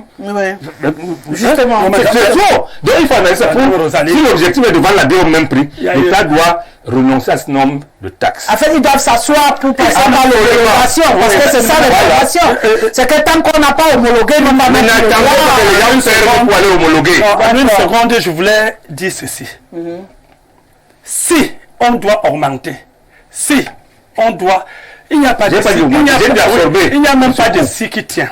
Vous avez tout de suite dit, on est dans le modèle libéral. Je suis d'accord avec vous. Mais le modèle libéral suit avec la fonction régulatrice de l'État. Oui. Donc, ce n'est pas parce qu'on est libéral qu'on fait ce qu'on veut. Et parlant de la bière plus précisément, nous disons, les tests prévoient que ça passe par l'homologation. Peu importe qui produit. Même si on meurt avant. Alors, donc maintenant, non, ça doit être, l'homologation doit être faite. Ce que nous condamnons ici, nous n'avons même pas, nous ne sommes pas allés en détail. Ce que nous condamnons ici, c'est cette augmentation unilatérale. Et c'est ça qui fait partie de la délinquance qu'il faut condamner. Qu'est-ce que vous faites lorsque les gens subissent des surcoûts? Et je dis, laissez les surcoûts là où ils sont. Ils font une requête pour solliciter la concertation après qu'on arrive à l'homologation. Ils ne prennent pas de décision. Quand ils prennent des décisions, ça veut dire qu'ils font à la place de l'État. Ce n'est pas normal. Ils ne pourront jamais tout fermer. Si vous allez à Kondengui, parce que lorsqu'on va sanctionner, même si on va sanctionner un certain nombre, il y aura ceux qui vont se conformer. L'État n'est pas aussi idiot que l'État n'a pas des experts pour savoir ce que vous gagnez. Et je finis à rectifier également que les 10 francs ou les 5 francs que vous avez fait allusion, monsieur, ce n'est pas tout ce que les barman gagnent. Ils ont des restes. Il n'y en a plus, monsieur. Il n'y en a plus. Je suis désolé, il n'y en a plus. Il n'y en a plus. Il n'y en a pas. Amadou Aminou, ça fait partie justement des récriminations. Rien du tout. C'est le dessin des récriminations. Il a cherché le distributeur. Oui, madame Rosalie. Il n'y a rien. Madame Rosalie, comme Michel le maire dit que il y a le grand président, il y a le petit président. C'est pas moi qui ai dit. Bon, voilà un nouveau procès Ce que moi je veux, ce que je veux donner les conseils à ceux qui consomment l'alcool, Madame Rosalie, parce que moi même la cola, je ne mange pas. C'est bien. Mais pour qu'ils ont même l'économie, parce qu'il y avait toujours, hein, il y avait toujours les mêmes problèmes d'augmentation. Là, il y avait 4 ans, 5 ans toujours. Beaucoup de gars sont rentrés pour boire les billes. Hein? 200, on les donne un gros verre comme ça et le reste, c'est l'économie de son argent. D'autres aussi boivent le nom. Et là, en attendant que le gouvernement trouve la solution, ceux qui boivent l'eau, ils boivent l'eau. Ceux qui veulent boire les billes, ils boivent parce que c'est bio. D'accord. Il n'y a pas trop de réflexion à torturer le pays. Et Anne-Marie Gaïbrahim, il a coupé court. C'est lui qui va boire la chose, c'est le billet. Vraiment, si c'est compliqué, le sang de c'est 700. La gauche boit 200, tu économises 500. Il y a même mieux, on boit le Kitoko de 50. Non, moi je parlais de. Parce que Kitoko ça tue. Vous avez dit ton mais le bilbil là, c'est le 1000. Donc c'est bio, tu n'as pas de fermenté quand même. C'est comme le vin de palme. Les bagarres des gens dans les dépôts. Oui, alors, tu m'as rigolé, Ibrahim. Oui, Rosalie, c'est triste de savoir qu'un peuple ne peut que s'accrocher à l'alcool. L'alcool. Depuis qu'on parle, n'est-ce pas, d'augmentation des prix de toutes parts. Aujourd'hui, c'est l'alcool. Et vous allez voir, au cas où ça se confirme, comment les Camerounais vont s'intéresser. Mais il y a un musicien qui a dit quoi? Augmenter le prix, nous allons toujours boire. Oui. Et vous savez ce que le commerçant dit souvent quand on peut parler des régulés où le ministre a dit non, il gère là-bas chez lui, c'est pas ici chez moi. Ça, c'est ce que les Camerounais ont l'habitude de dire. Parce que sincèrement, moi, il y a deux choses au Cameroun. Les sports, l'alcool aujourd'hui. Vraiment, ce n'est pas un débat important. Ce n'est pas un débat important. Celui qui veut boire, boire. Et moi, je me dis, la régulation, là, c'est peut-être le prix des ventes importées. Parce que ça dépend aussi, l'alcool dépend du cadre où tu le prends. Oui. Mais nous, on est là au niveau du bar. Voilà, au niveau du bar. Il faut savoir aussi expliquer au Camerounais. Tu ne dois pas aller t'asseoir dans un cadre luxueux et que tu veux qu'on te vende la bouteille d'une bière à 600. Non, là-bas, c'est un autre débat. Oui. On le sait tous. Parce qu'il y a ceux qui se plaignent sans le savoir, peut-être. Hein? Oui. Ils voient chasser quelque part où se climatiser et tout. Et ils veulent qu'on te vende bien à 600. À 650, voilà. Donc il faut expliquer tout ça au Camerounais. Moi, je me dis, sincèrement, c'est. Comme le président nous le disait là tout à l'heure. Nous, à un moment, on a eu, n'est-ce pas, nous a soulevé le coup de la, comme on le dit.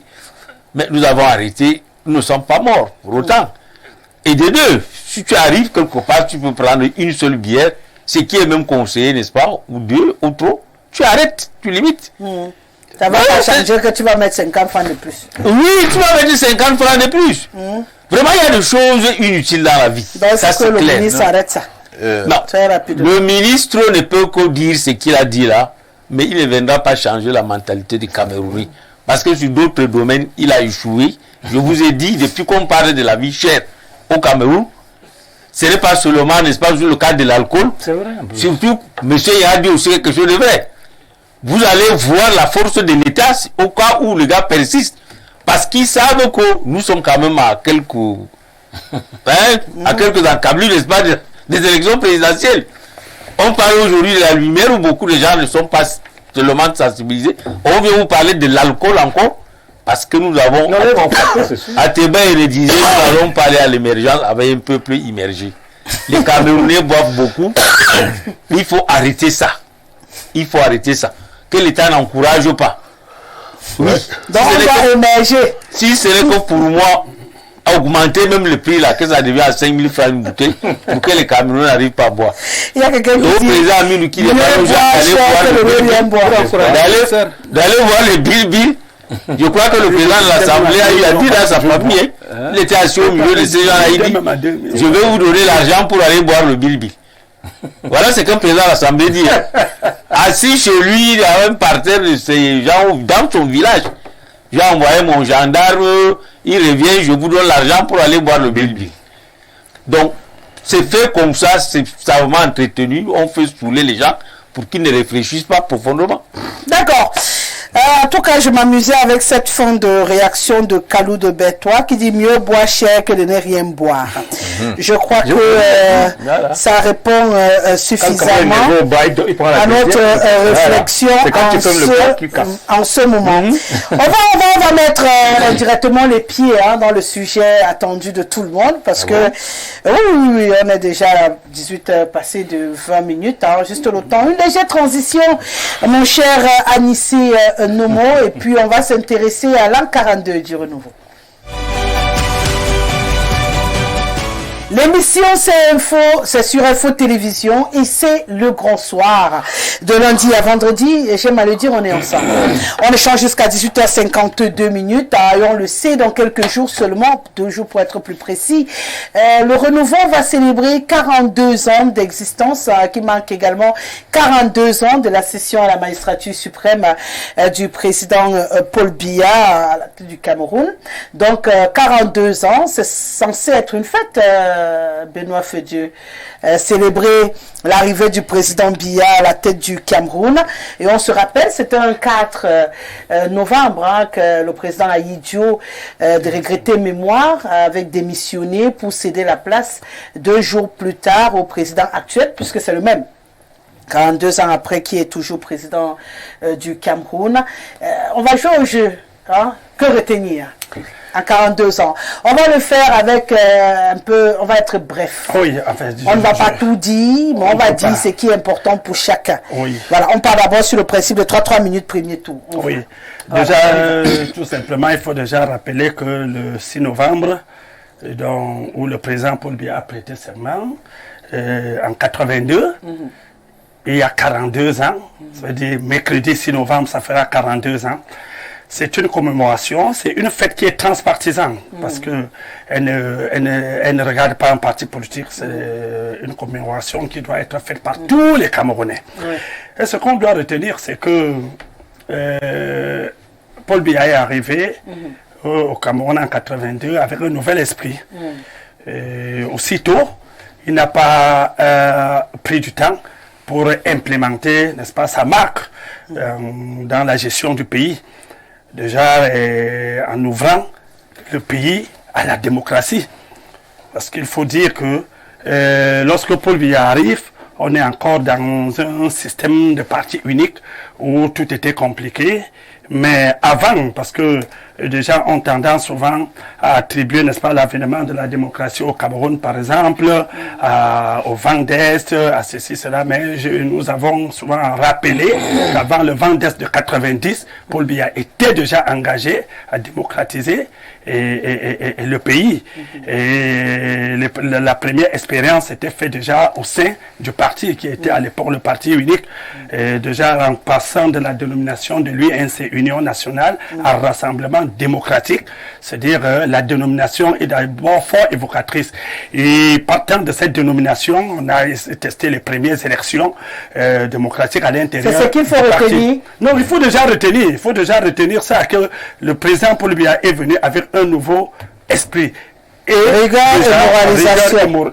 Oui, je ne voudrais pas m'attarder. Non, il faut préciser l'esprit qu'il a apporté. Vous avez un nouvel esprit. Je suis beaucoup plus dans la démocratisation du Cameroun. Rigueur et moralisation, il a pris segment de continuer dans ce diptyque qui était déjà prononcé pour la première fois, il faut le dire, par le président Amadou Ahidjo au congrès de Bafoussam. Parce qu'effectivement, il y avait déjà, n'est-ce pas, un état d'égarement de fonctionnaires dans le pays. Alors, si nous nous en tenons, n'est-ce pas, à l'avènement de la démocratie avec l'ouverture aux libertés, et la liberté des associations ouvrant au multipartisme, l'abrogation de la législation d'exception, c'est avec Paul Biya qui nous ne pourrons jamais oublier, qu'il a dit, on ne pourra plus prendre la peau de maquis pour s'exprimer. Donc au moins cette ouverture-là est sa marque particulière, parce que en 90, il le disait encore à Monte-Carlo au journaliste Yves Mouroussi, que ce qu'il souhaitait qu'on retienne de lui était que c'était un homme qui a apporté à son pays la démocratie et la prospérité. Et je crois que sur ce plan, nous, on ne peut pas débattre. Il a réussi. La démocratie a été là, la prospérité, puisqu'il n'y a pas tout de suite, n'est-ce pas, une barre de mesure de la prospérité. Nous disons, même de la prospérité, on est en voie, parce que au regard de ce qu'il a, des transformations qu'il a fait, que ce soit sur le plan économique, sur le plan social et politique, on peut en fait globaliser, dire Paul Biya c'était un autre, et Paul Biya a apporté un nouvel esprit pour la gestion du pays. Sébastien Lebel, que retenir de ces 42 ans? Monsieur le maire trouve que le président Biya est arrivé avec un nouvel esprit. Il a promis la liberté. Je vais rassembler ça comme ça parce que la démocratie, c'est des libertés. Il nous les a données. Il a annoncé la prospérité. Elle a un coup de progression, si j'ai bien résumé ce qu'il veut dire. Vous, qu'est-ce que vous retenez de ces 42 ans? Madame Guessé-Lepo, faire un bilan, parce que c'est ça qui est la question. Il faut avoir un référentiel. Le référentiel, ce n'est pas là qu'il a fini. Qu'est-ce que le président nous a promis? Essentiellement, entre autres, la liberté et la prospérité. Je voudrais me limiter à ça. Les libertés, vous savez qu'il n'y a pas très longtemps, la liberté suppose le respect des lois, le respect des décisions de justice. Est-ce que c'est le cas? Je faisais pour répondre. La prospérité, je préfère ne pas en parler parce que le président a fait son propre bilan économique. Faisez l'a fait sur ce plan, parlant du FMI. Le FMI ne vient pas chez vous lorsque vous n'êtes pas nécessairement structurel. Lorsque vous pouvez gérer vos problèmes entre vous, il ne vous impose rien. C'est lorsque vous n'avez pas assez de ressources pour gérer vos problèmes, comme vous m'en et que le FMI intervient. Il l'a dit lui-même. Mais maintenant, moi, je vais aller dans les choses du village. Vous savez, lorsque vous arrivez au champ le matin à 6 heures, vous êtes très lucide, quelquefois vous êtes même propre. Mais si vous mettez trop de temps au champ, vous finissez par vous blesser. Et on ne retient que la blessure. C'est-à-dire, si on dit en Bassac, lorsque vous mettez au défrichage, vous coupez la mauvaise herbe. Et à la fin, on ne retient pas ce que vous avez fait le matin. On retient la blessure du soir parce que vous avez mis très longtemps. Je pense en réalité que... Cette métaphore n'est pas toujours vérifiée. Tant mieux. Je pense à mon humble avis que le président a eu des séquences dans son pouvoir. La première séquence, c'est entre 4. D'abord, c'est entre 75, où il est premier ministre, et 82. On voyait quelqu'un de très beau, il faut le dire, qui courait même, qui aimait le vélo, qui était ouvert. Ça, c'est la première séquence. On n'a pas été vraiment surpris lorsqu'il arrive au pouvoir en 82. C'était l'homme qu'on a donné 49 ans. C'était extraordinaire, il était tout beau. Je rappelle que le discours a flatté les UPC les plus intransigeants. Lorsqu'il l'a dit, on n'a plus envie d'aller dans le maquis pour exprimer ses opinions. 42 ans plus tard, je rappelle qu'on nous a dit c'est un mot. Mes chers compatriotes, qui est un mot français, interdit d'usage, sans que le président ne se meuve. Mais les opinions ne sont pas... Non, vous exprimez vos opinions à travers les partis politiques. Je suis ici au parti politique. On m'a demandé mon avis, je dois. Donc à la fin, le président a dit que nous avons tout, mais ça ne marche pas. Il aime aller plus loin. Il vous dit, on recouvre très peu de taxes. Lorsqu'il parle de l'incivisme fiscal, c'est quoi? Est-ce qu'un pays prospère? Il dit qu'il n'y a pas de mesure de prospérité. Il y en a, mon cher ami Fezou, il y en a effectivement.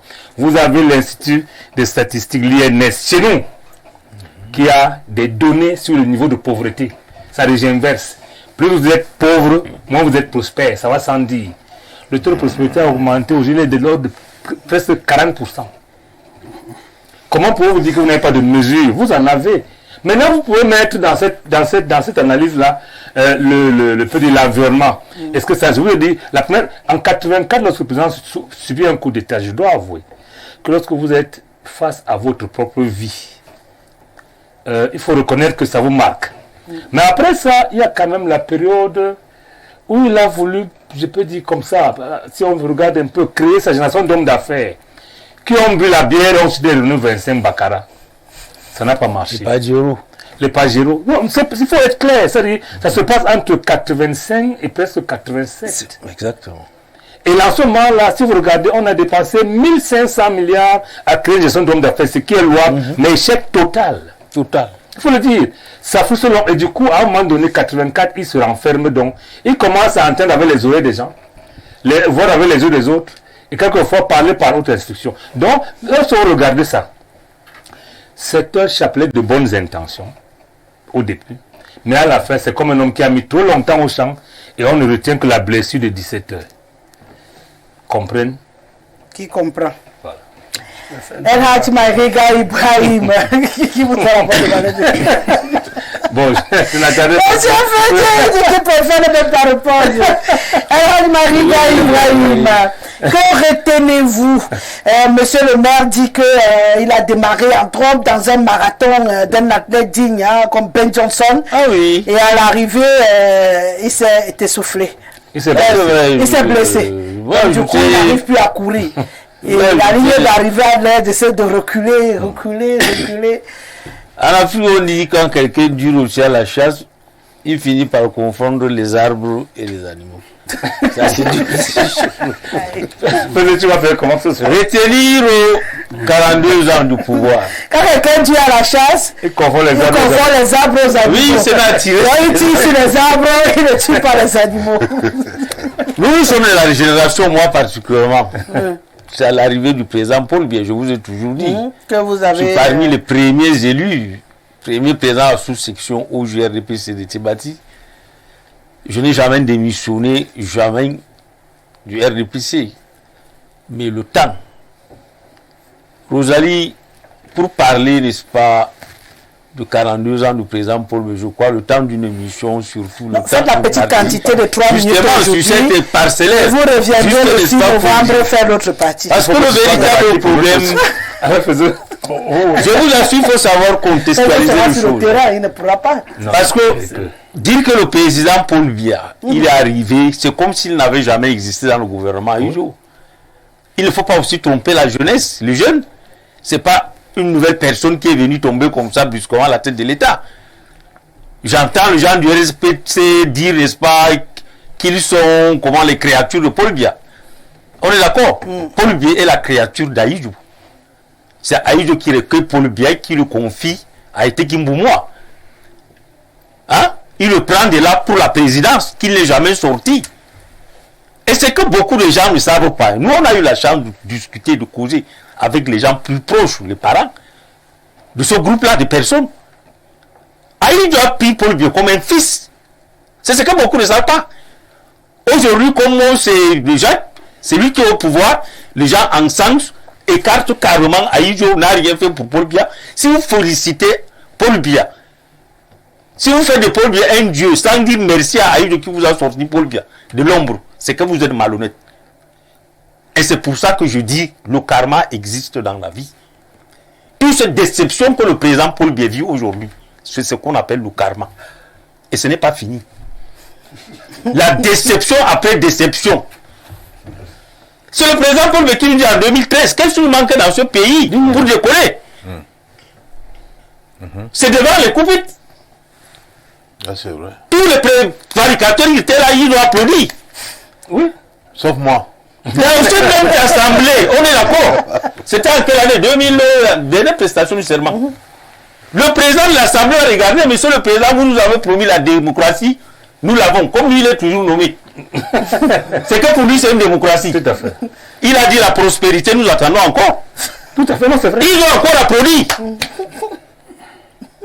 Donc, ces deux indications, archives, hein. ces deux indicateurs, lui, le président, qui se pose la question, qu'est-ce qui nous manque? Après avoir cité toutes les potentialités de ce pays, il vous demande, mais qu'est-ce qui nous manque pour décoller? Est-ce que du temps de ce discours à aujourd'hui, le Cameroun a décollé? Non. Dis-moi sur quel plan? La prospérité dont le président de l'Assemblée parle, est-ce que les Camerounais sont prospères aujourd'hui? Donc il n'y a plus de débat. On a régressé. Il n'y a plus de débat. On se cherche encore. Fusion entre l'arbre. Oui, L'arbre et les animaux. On est les deux. Il ne faut que tirer sur les arbres. Et c'est pas le président mais qui nous a promis, quelqu'un passe, c'est vous qui parlez tout à l'heure du FMI. Il nous a dit que le Cameroun n'ira pas au FMI. Nous sommes aujourd'hui, n'est-ce pas, vous insultez le FMI. Le FMI ne vient pas chez toi seul. c'est vous qui faites appel au FMI. C'est quelqu'un qui te bourre l'argent, il te donne des crédits, mais à la fin, il veut voir la bonne gestion de ce crédit. Le FMI ne vient pas chez nous parce qu'on ment le peuple, c'est le FMI qui nous demande d'augmenter le pétrole, c'est le FMI. Mais vous devez au FMI. Et il vous dit que vous gérez mal ce qu'il vous donne. Ce qu'on retient de 42 ans, c'est tous les partenaires internationaux. Non! Attends. On retient quoi du... On retient quoi? On entre même dans les sociétés créées, qu'on entre dans la libéralisation.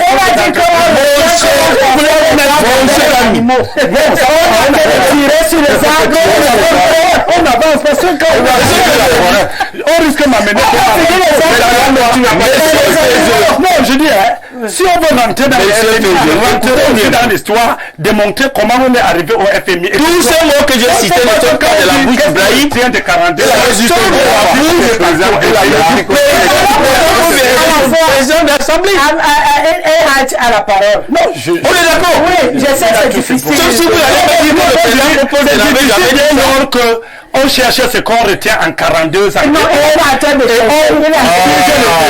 au FMI. Et je dis que du FMI, on rentre dans les causes, les motifs pour lesquels on est allé au FMI. Mon cher Fézo, quand le président Paul Biya, je vous renvoie à aller suivre le discours du président Paul Biya quand il prêtait serment. On connaît tout. N'avait-il pas trouvé un pays prospère? Qu'est-ce qu'on retient? Vous pouvez démontrer que le pays qu'il a trouvé était prospère dans lui-même qui l'a dit. C'est lui-même qui l'a dit. Mais attendez, lorsqu'on trouve, non, je veux si vous me permettez. Son prédécesseur l'a dit et il a confirmé. Vous me permettez. Non, mais il a trouvé la crise économique. Ou la crise économique, il l'a trouvée. Tous les pays du monde ont connu la crise économique. La Côte d'Ivoire, tous les pays d'Afrique ici. Il a trouvé la prospérité et il a connu la crise économique. Si on sait que seulement la crise économique, vous rappeler aux téléspectateurs quelle était l'état de société d'État qu'il a trouvé. Il y avait combien de sociétés d'État au Cameroun? Ça fonctionnait comment? Bien. Ça fonctionnait comment quoi? Inventer c'est tout bien. Nous savons que la vie de voilà, quand vous allez à l'époque, toutes les sociétés fonctionnaient. Assistance libératoire. Il émergeait que dans. Il faut place au trésor. Monsieur faisait ce montant de parole, je vous en prie. Tu as trop parlé. Non, je n'ai pas trop parlé. Je l'ai même bien dit. C'est pour ça que je vous ai dit, le temps juste d'une émission comme ça. Franchement, nous allons faire toute une journée et nous allons vous détailler des choses. Non, il y a le véritable. On reviendra par non, moi je ne veux pas faire comme ceux-là qui ont fait leurs films qui tournaient partout dans des régions. On est d'accord? Allez dire que le bon côté. Allez dire que le bon côté. Et je ne dis aussi pas que le président Paul Biya n'a rien fait au Cameroun. Voilà. Non. Mais appelez aussi à dire la vérité, à restituer la vérité à la jeunesse. On est d'accord? D'accord. C'est pas parce que déjà, le président Paul Biya là, n'est-ce pas? Chacun veut être de son côté, dire des mensonges et tout. Je dis non. Heureusement, lui, c'est. Je dis non. Le président est venu. Nous avons vu. Très bonnes intentions. Ministre, premier ministre, oui. Et vous avez évoqué le coup d'État de 84, manqué. C'est ce coup d'État qui vient faire déraper tout. Et les gens autour de lui ont dit, monsieur le président, restez à l'intérieur de ce palais. On vous dit ce qui se passe dehors. Oui. Restez, nous allons vous l'avez pas. Lui, il avait dans la il a accepté d'aller attendre derrière. Voilà. C'est comme ça que le président s'est recoquillé à l'intérieur du palais. Qui restait dans le palais? Le DGSN a dit se gâter. Tu es revenu. On ne sortira plus alors du palais là. Après aller au village. D'accord. Monsieur Fédou. Allez, Amadou Aminou. Madame Rosalie, je remercie d'abord les bons dieux de nous avoir donné le président Paul Biya. De donner l'idée à président Amadou Ahidjo de choisir président Paul Biya. Là, c'est bien. Merci. C'est bien. C'est première deux choses. Deuxième chose, Madame Rosalie, ce que je retiens du président Biya. Parce que quand Ahidjo démissionnait, j'étais encore tout petit. Voilà. Donc, ce que je retiens du président Biya, j'ai au moins 15 associations, un parti politique. C'est clair.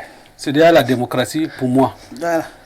Et aujourd'hui, on a des Et tu bois Camerounais. librement les bilibili. Et aujourd'hui, Madame Rosalie, Je suis avec vous. et aujourd'hui, on a des Camerounais. Hein? Vous venez de voir par exemple que un Camerounais qui vient d'être élu comme président Philemon Yang, c'est la diplomatie et la démocratie du président Biya.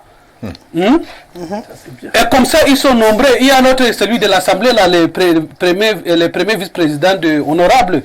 Voilà, Madame Yak aussi. Donc, pour moi, ce que les gens sont en train de dire, c'est qu'est-ce qu'on doit retenir. Moi, voilà ce que j'ai retenu. Et ce que je continue encore. Le bon côté. Et ce que encore je continue de retenir. Et de dire au président dans 2 jours qui est en train de venir là. Notre rôle, nous là, c'est d'appeler des investisseurs, comme on appelle toujours. Ce n'est pas comme les gens que le président a travaillé à l'extérieur pour ça. Vous comprenez, Madame Rosalie? Oui, je suis Et avec vous. d'appeler des investisseurs et de faire une proposition au chef de l'État pour qu'on avance. Parce que pour moi, si l'année finit là, je ne reviens pas sur ça. Moi, j'avance devant. On a un programme 2024-2026. Maintenant, ce qu'on va dire au président, l'argent là qu'il donne au président des conseils régionaux, il donne les moyens que on crée des entreprises. Au moins, beaucoup de Camerounais vont travailler. Et moi, avec mes partenaires que nous on a eu, et je continue toujours à avoir pour ça, j'ai une grande CV, j'ai une grande relation. On va aller 2024-2026. La prospérité viendra. Donc, ceux qui bavardent et qui discutent là, moi j'aime que les gens qui on avance. D'accord. Donc, moi je retiens beaucoup pour lui et je lui donne encore une grande prière que Dieu l'accompagne, Dieu lui donne la santé comme je l'ai vu avant-hier là. D'accord. Honorable, pourquoi oui, vous mais êtes c'est que tu n'aimes pas. Vous êtes pour tous les gens souriants. Je ne vois quoi. Non, non, tu ne l'aimes pas. On respire. On a beaucoup de pite. Bon. Monsieur Ibrahim, chacun regarde de son côté, de son côté. Non, il est fatigué. Alors, qu'est-ce que je retiens du président Biya 42 ans après son règne à la magistrature suprême de notre pays? J'ai l'image d'un haut commis de l'État qui est venu en 82 à la magistrature suprême de notre pays par la volonté du président Amadou Ahidjo, plein de volonté, plein de bonnes idées, qui aura tout essayé, mais qui au finish a presque tout échoué.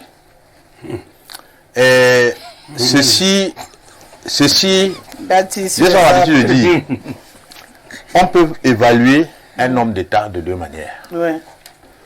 Soit vous le prenez sur la base de la promesse qu'il a faite au départ, et vous appréciez en fonction de ce qu'il a réalisé. Soit vous le prenez en fonction de la situation qu'il a trouvée au départ, et vous la comparez à la situation actuelle, là où il a mené le pays. Vous pouvez demander aux citoyens, en descendant dans la rue, de dire, entre la vie d'aujourd'hui et le temps de 82, les gens ont tendance à regretter le bon vieux temps du président Ahidjo. Il y a des indicateurs qui ne trompent pas. À l'époque, lorsqu'on lançait un concours à la fonction publique, là, vous étiez obligé de signer ce qu'on appelait l'engagement décennal. Ouais. C'est-à-dire que l'État veut se rassurer que quand il va vous former là, vous n'allez pas le fuir, vous allez travailler au moins pendant 10 ans avant de regarder ailleurs. Mais aujourd'hui, quand on lance un concours pour recruter 20 personnes à la fonction publique, il y a 40 000 candidats. Et il n'y a plus rien, voilà. On n'a plus cet engagement. Vous pouvez, au lendemain de votre formation, partir. Et tout le monde se voit, et ça sauve. Alors, vous avez dit on ne va pas faire le bilan, mais je voudrais dire que j'ai apprécié l'honnêteté d'un communicant du RDPC dans ce studio. Parce que moi, je suis un fidèle de Info TV, autant de cette grande émission que d'autres que tu as d'ailleurs animées. Info Presse, dimanche. Ouais. Mais il y a le représentant du RDPC sur le plateau, j'oublie le nom certainement, qui a bien dit que oui, sur les 2 engagements pris par le président à Radio Monte Carlo, c'est-à-dire qu'on retient de lui l'image d'un homme qui aura apporté la démocratie et la prospérité, il a apprécié que, au moins sur le terrain de la démocratie, on peut lui donner une note supérieure à la moyenne. Ouais. Même comment on peut avoir d'autres effets qui l'auront impacté, qui auront impacté sa décision à passer à l'ouverture démocratique. Mais sur le terrain de la prospérité, mais ce communicant a dit que le RDPC a échoué, le président de la République a échoué. Et il a dit que cet échec ne se justifie autrement que par la malgouvernance. Mais c'est à ce niveau que je suis d'accord avec lui, mais je vais dire une chose ce soir. En 2002, le sultan Ibrahim Bombon-Dioya, paix à son âme, avait 10 ans sur le trône de sultan des Bamoun. Et il a convoqué ce qu'il avait appelé le Ngouane des élites. Et nous sommes partis. Il avait dit, quand je fais le Ngouane populaire, c'est vrai qu'il y a les Fona Ngouane qui ont le pouvoir de juger et tout ça, mais ils n'ont pas la capacité intellectuelle d'apprécier des situations et des enjeux pour pouvoir poser des questions qui puissent amener à trouver des solutions. Le constat que je fais 10 ans après mon arrivée, c'est que au lieu que le Noun progresse, ça régresse. Et quand c'est comme ça, il faut qu'on se pose la question, est-ce que c'est la population qui est devenue paresseuse ou nous sommes atteints d'une malédiction? Et c'est pour répondre à ces deux questions que je vous ai convoqué, vous, élite, de parler en toute transparence, en toute honnêteté, sans avoir peur de quoi que ce soit pour nous faire un diagnostic non complaisant. Et quand il avait tenu ce discours, il est allé s'asseoir, on a mis sur pied un comité de rapport. Toutes les élites qui étaient là, les gens avaient peur. Parce que les gens se regardaient les uns les autres pour dire, est-ce que le sultan est en train de nous piéger? Est-ce qu'il faut parler? C'est le patriarche Jumouiche, Josué, qui s'est levé et qui a parlé, qui a fait un diagnostic véritablement objectif, sans complaisance, sans peur de quoi que ce soit. Et je voudrais faire ce même diagnostic ici, en ce qui concerne Paul Biya. Parce qu'il avait dit, Sa Majesté, le peuple Bamoun n'est pas devenu paresseux. Il reste ce peuple laborieux, travailleur, que tu as trouvé. Mais le problème est que nous sommes victimes d'une malédiction. C'est pour cela que quels que soient les efforts qu'on fait, on n'avance pas et on ne fait que reculer. J'ai envie de dire au président Paul Biya que Monsieur le Président a tout essayé. Tout le monde a vu la volonté et la détermination et c'est pour cela qu'il pose les questions qu'il a posées en 2013. Puisque lui-même ne comprend pas. Donc, ce qui est clair, c'est que lui, grâce à ses errements, grâce à son comportement, du fait de ce comportement, le Cameroun est victime d'une malédiction. Quelle malédiction?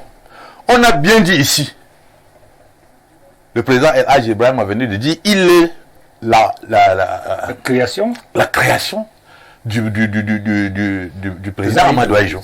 C'est le président Amadou Ahidjo qui l'a fabriqué politiquement. C'est le président Amadou Ahidjo qui a fait de lui ce qu'il est aujourd'hui. C'est le président Amadou Ahidjo qui lui a construit le palais, là où il est là où il habite là actuellement. C'est-à-dire que quel est cet enfant où votre père vous forme, vous élève, vous construit la maison et vous met là-dedans.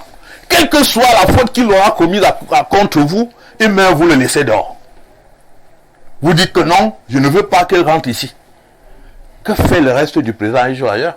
Mais c'est ça le problème. Le Cameroun a besoin d'être intenté, de dire quand même qu'on doit se réconcilier avec notre histoire, de demander pardon, de faire quand même que ce président qui, malgré tout ce qu'on peut dire de lui, est le premier bâtisseur du Cameroun que nous vivons aujourd'hui, dans lequel nous vivons aujourd'hui. Faire entrer le président Ahidjo, organiser ses obsèques dignes de ce nom, dignes de celui qui aura tout fait. Parce que on ne peut pas, si on met le degré de patriotisme du président Biya sur la barre avec celui du président Ahidjo, il n'y a pas photo. C'est-à-dire que c'est quelqu'un qui aimait le pays ici. Il aimait le pays à tel enseigne que rien ne valait véritablement le pays par rapport à lui.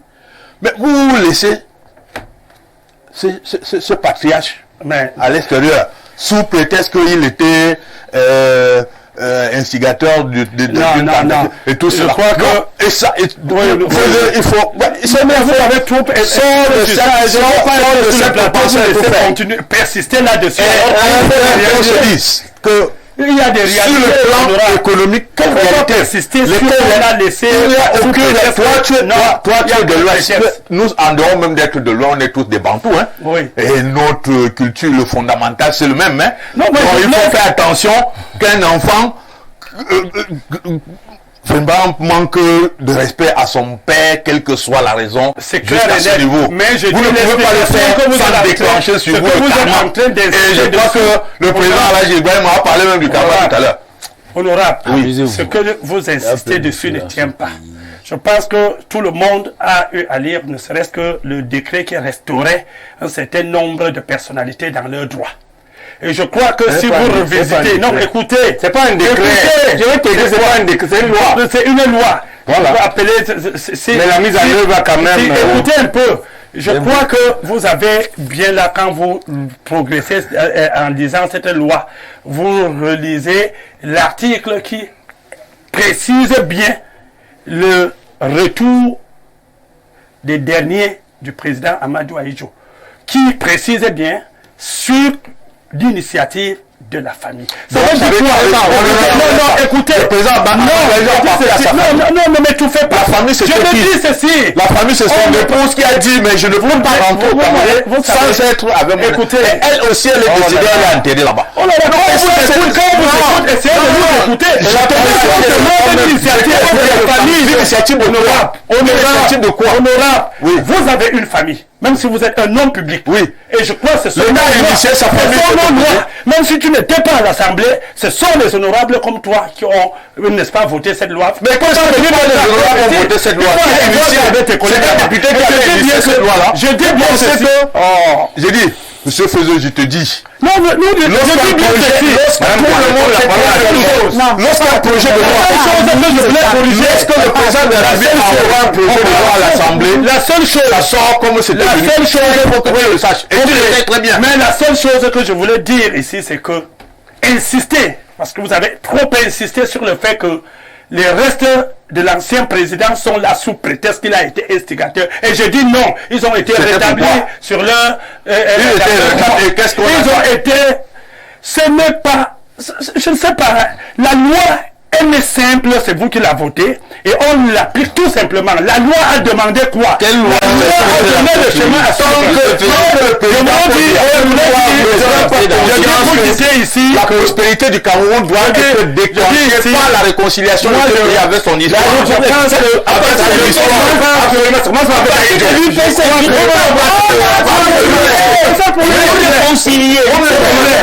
Je crois vous avez dit... Il a sacrifié. Est-ce que le Cameroun commence à se dire... On engage dans ça. Je dis ceci. La réconciliation n'a jamais fait du mal à un pays. Mais je dis, venir quitter d'une situation... Même vos malédictions dont vous faites allusion, c'est vous qui êtes maudit. Moi, je ne suis pas maudit. Le Cameroun n'est pas maudit. On n'a pas de nous sommes là dans le bilan du président. Que tu n'es pas. Et je vous ai dit ici que la démocratie, même celui qui met encore des réserves sur la démocratie, il est de mauvaise foi. Parce que toute notre présence, elle est dans la démocratie. Mon ami, laisse. Je ne suis pas dit que si vous avez un élève que vous appréciez au-dessus de la moyenne, vous êtes encore en train de dire qu'il a échoué. C'est que vous ne comprenez pas comment on appelle la démocratie. J'ai dit sur la prospérité, j'ai dit ceci, que là-bas, je ne dis pas qu'il y a les indices de prospérité. Il y a même certains, il y a même, je vais même vous dire ici, il y a même, oh là là. Merci beaucoup, merci. Je pense que c'est normal au moment où on fait ce comme ça.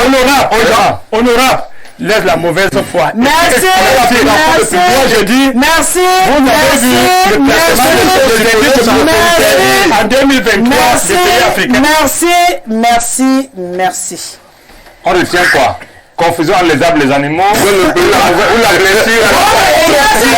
C'est moi qui parle maintenant. On retient que le décryptage continue demain parce que jusqu'au 6 novembre, nous serons ensemble. C'est clair que c'est un sujet qui passionne les Camerounais et on va souffrir que les uns et les autres puissent s'exprimer, même si ça peut choquer. Je pense que c'est à partir de tout ce qui sortira de ce plateau qu'on pourra faire des ajustements. Donc merci monsieur le maire Benoît Feudieu. Il dit que gâter le programme pour le 6 novembre. Nous tous. Merci à le 6 Merci Ismaël était encore derrière les caméras. Anissé Nomo a bien entendu réalisé, mixé, tout. fait dans cette émission. Je redis également merci à Jacques Bitier pour sa contribution. Je fais un câlin fraternel à Benjamin du côté d'EDA. C'est monsieur mon époux. Bon, époux, c'est mon époux. C'est bien. Restons, monsieur Zedonimba. À demain, 17h.